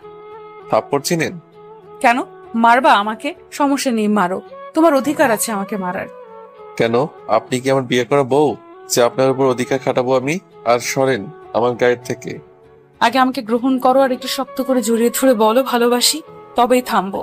না হলে আজকে ক্লাসে না গিয়ে এখানে কান্না করতে থাকবো। আপনি আমাকে যেভাবে এই রুমে টেনে আনছেন সেখানে উপস্থিত শহরে আল্লাহ জানে কি ভাবতেছে। বাহিরে চলেন, না হলে তারা ইতিহাস সৃষ্টি করে দিবে। পরে বাহিরে আর শান্তিতে চলাফেরা করতে পারবো না। আগে আমাকে উত্তর দিবে, তবেই বের ছাড়া পাবা, তার আগে না। উত্তর দাও, ভালোবাসবে কিনা? আরে আজব, জোর করে ভালোবাসা আদায় করবেন নাকি? হ্যাঁ, প্রয়োজনে তাই করব। ক্লাসের সময় হয়ে গেছে, আর একটু সময় দেন না। ঠিক আছে, ক্লাসের পর বলবা, তবে উত্তর হ্যাঁ চাইয়েন, না হলে এরপর যা করব পরে আমাকে কিছু বলতে পারবে না। অরিন আমাকে ছেড়ে দেয়, আর আমরা দুজনেই রুম থেকে বের হই। অনেকেই আমাদের দিকে তাকিয়ে আছে, লও ঠেলা। জানি না কি ভাবতেছে তারা। অনেকে দেখি আবার আমাদের দিকে তাকিয়ে হাসতেছে। অরিন দেখি মুচকি মুচকি হাসতেছে, আর আমার হাল খারাপ। কোনো মতে ক্লাসে গিয়ে বসলাম। ক্লাসে বসেই মোবাইলটা বের করে চিপতে লাগলাম, আর তখনই তানভীর আশা ক্লাসে আসে। কিরে, কি করিস? লুঙ্গি ড্যান্স করি। দেখিস না শালা কি করতেছে? অন্তর, তুমি রেগে আছো কেন? কিরে, কি হয়েছে তোর? আর সকলে তোকে আড়াল চোখে দেখতেছে, নাকি তোর পর্দা ফাঁস হয়ে গেছে? পর্দা ফাঁস হয়ে গেছে মানে? কিসের পর্দা ফাঁসের কথা বলতেছো? না, তেমন কিছু না, এমনি কথাটা বলছে সে। কি লুকাচ্ছ তোমরা দুজন আমার থেকে? কিছুই না রে। তবে একটা জিনিস বুঝলাম না, সকলে তোকে আর চোখে দেখতেছে কেন? আর বলিস না, আসতে না আসতে অরিন কাণ্ড ঘটিয়ে দিল। পরে তাদের সব খুলে বললাম। কি? হ্যাঁ, যা বললাম সবই সত্যি। তো এখন তুই কি অরিনকে গ্রহণ করবি? চিন্তা করতেছি গ্রহণ করব তাকে। অন্তর, মনে রাখিও আবেগ আর ভালোবাসা দুটোই ভিন্ন। মানলাম সে তোমাকে প্রপোজ করলো, কিন্তু হয়তো সেটা আবেগের বশেও হতে পারে। আগে অরিনকে পরীক্ষা করে দেখো, আর এত তাড়াতাড়ি গ্রহণ করিও না তাকে। আগে দেখো সে তোমাকে ভালোবাসে নাকি তার মনে তোমার জন্য আবেগ কাজ করতেছে। কারণ যতটুকু তার সাথে চলাফেরা করে বুঝলাম মেয়েটা অনেক আবেগী। না, এটা আবেগ নয়, আশা।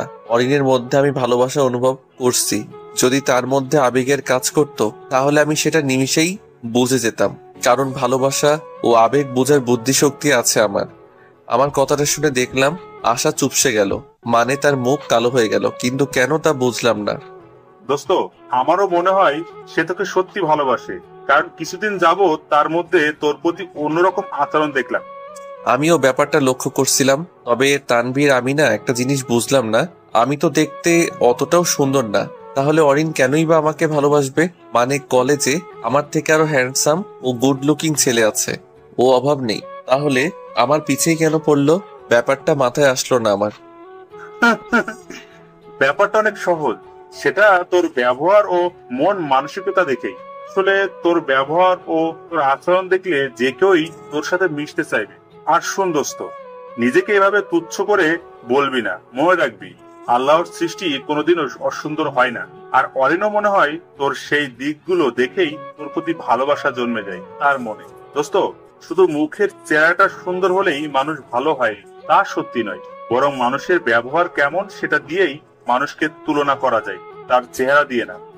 আমরা কথা বলতেছিলাম, তখনই ক্লাসে স্যার চলে আসে, আর আমরাও সেই টপিক বাদ দিয়ে ক্লাসে মনোযোগ দিলাম ও ক্লাস করলাম। ক্লাস শেষ করে আমরা তিনজন ক্লাসরুম থেকে বের হলাম আর হাঁটতে হাঁটতে ক্যাম্পাসের দিকে যেতে লাগি। ক্যাম্পাসে আড্ডার জায়গায় বসতেই অরিন উপস্থিত। অরিন ম্যাডাম, আপনার থেকে এই সব আশা করি নাই আমরা। আমাদের পারমিশন ছাড়াই আমাদের বন্ধুকে প্রপোজ করা, তাও ইমোশনাল ব্ল্যাকমেল করে প্রপোজাল দেন, এটা তো ঠিক না। অন্তর, আমাদের একটু বলতেন ব্যাপারটা, এখন তো আমরা আপনাকে গ্রহণ করতে দিব না। সরি তানভীর, মাফ করে দাও।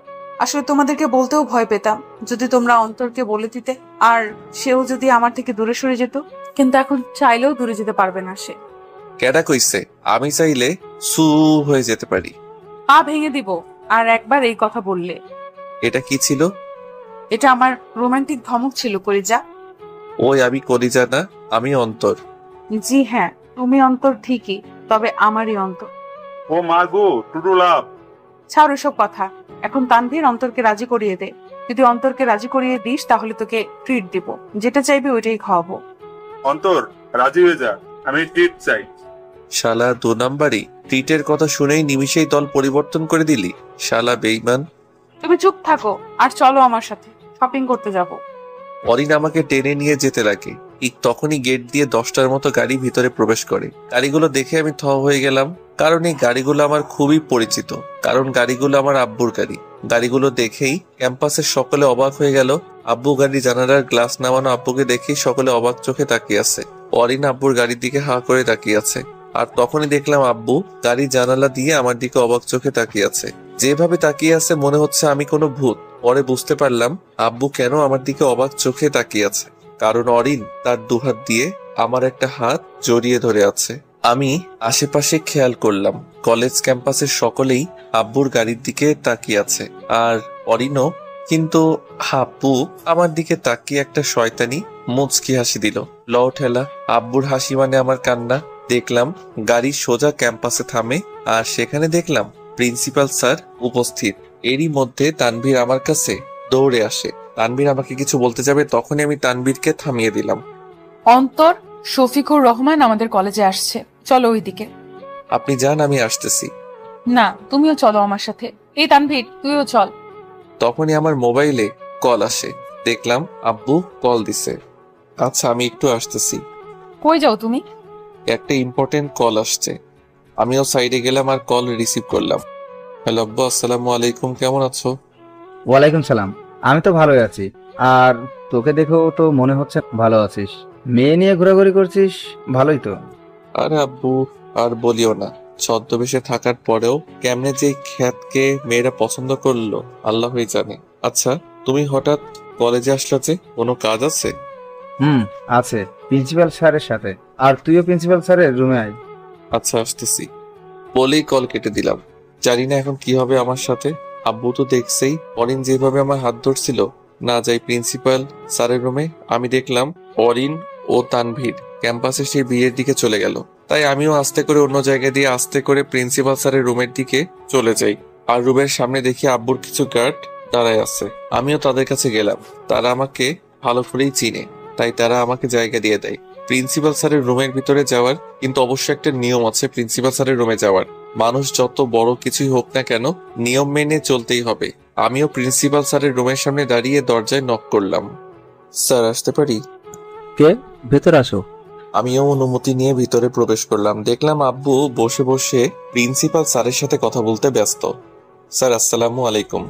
ওয়ালাইকুম সালাম। কিছু বলবা? তাহলে তাড়াতাড়ি বলো। স্যার আমাকে এখানে ডেকে আনা হয়েছে কিছু বলার জন্য। কে ডেকে আনছে তোমাকে? আমি ডেকে আনছি স্যার। সবাই ভালো থাকুন।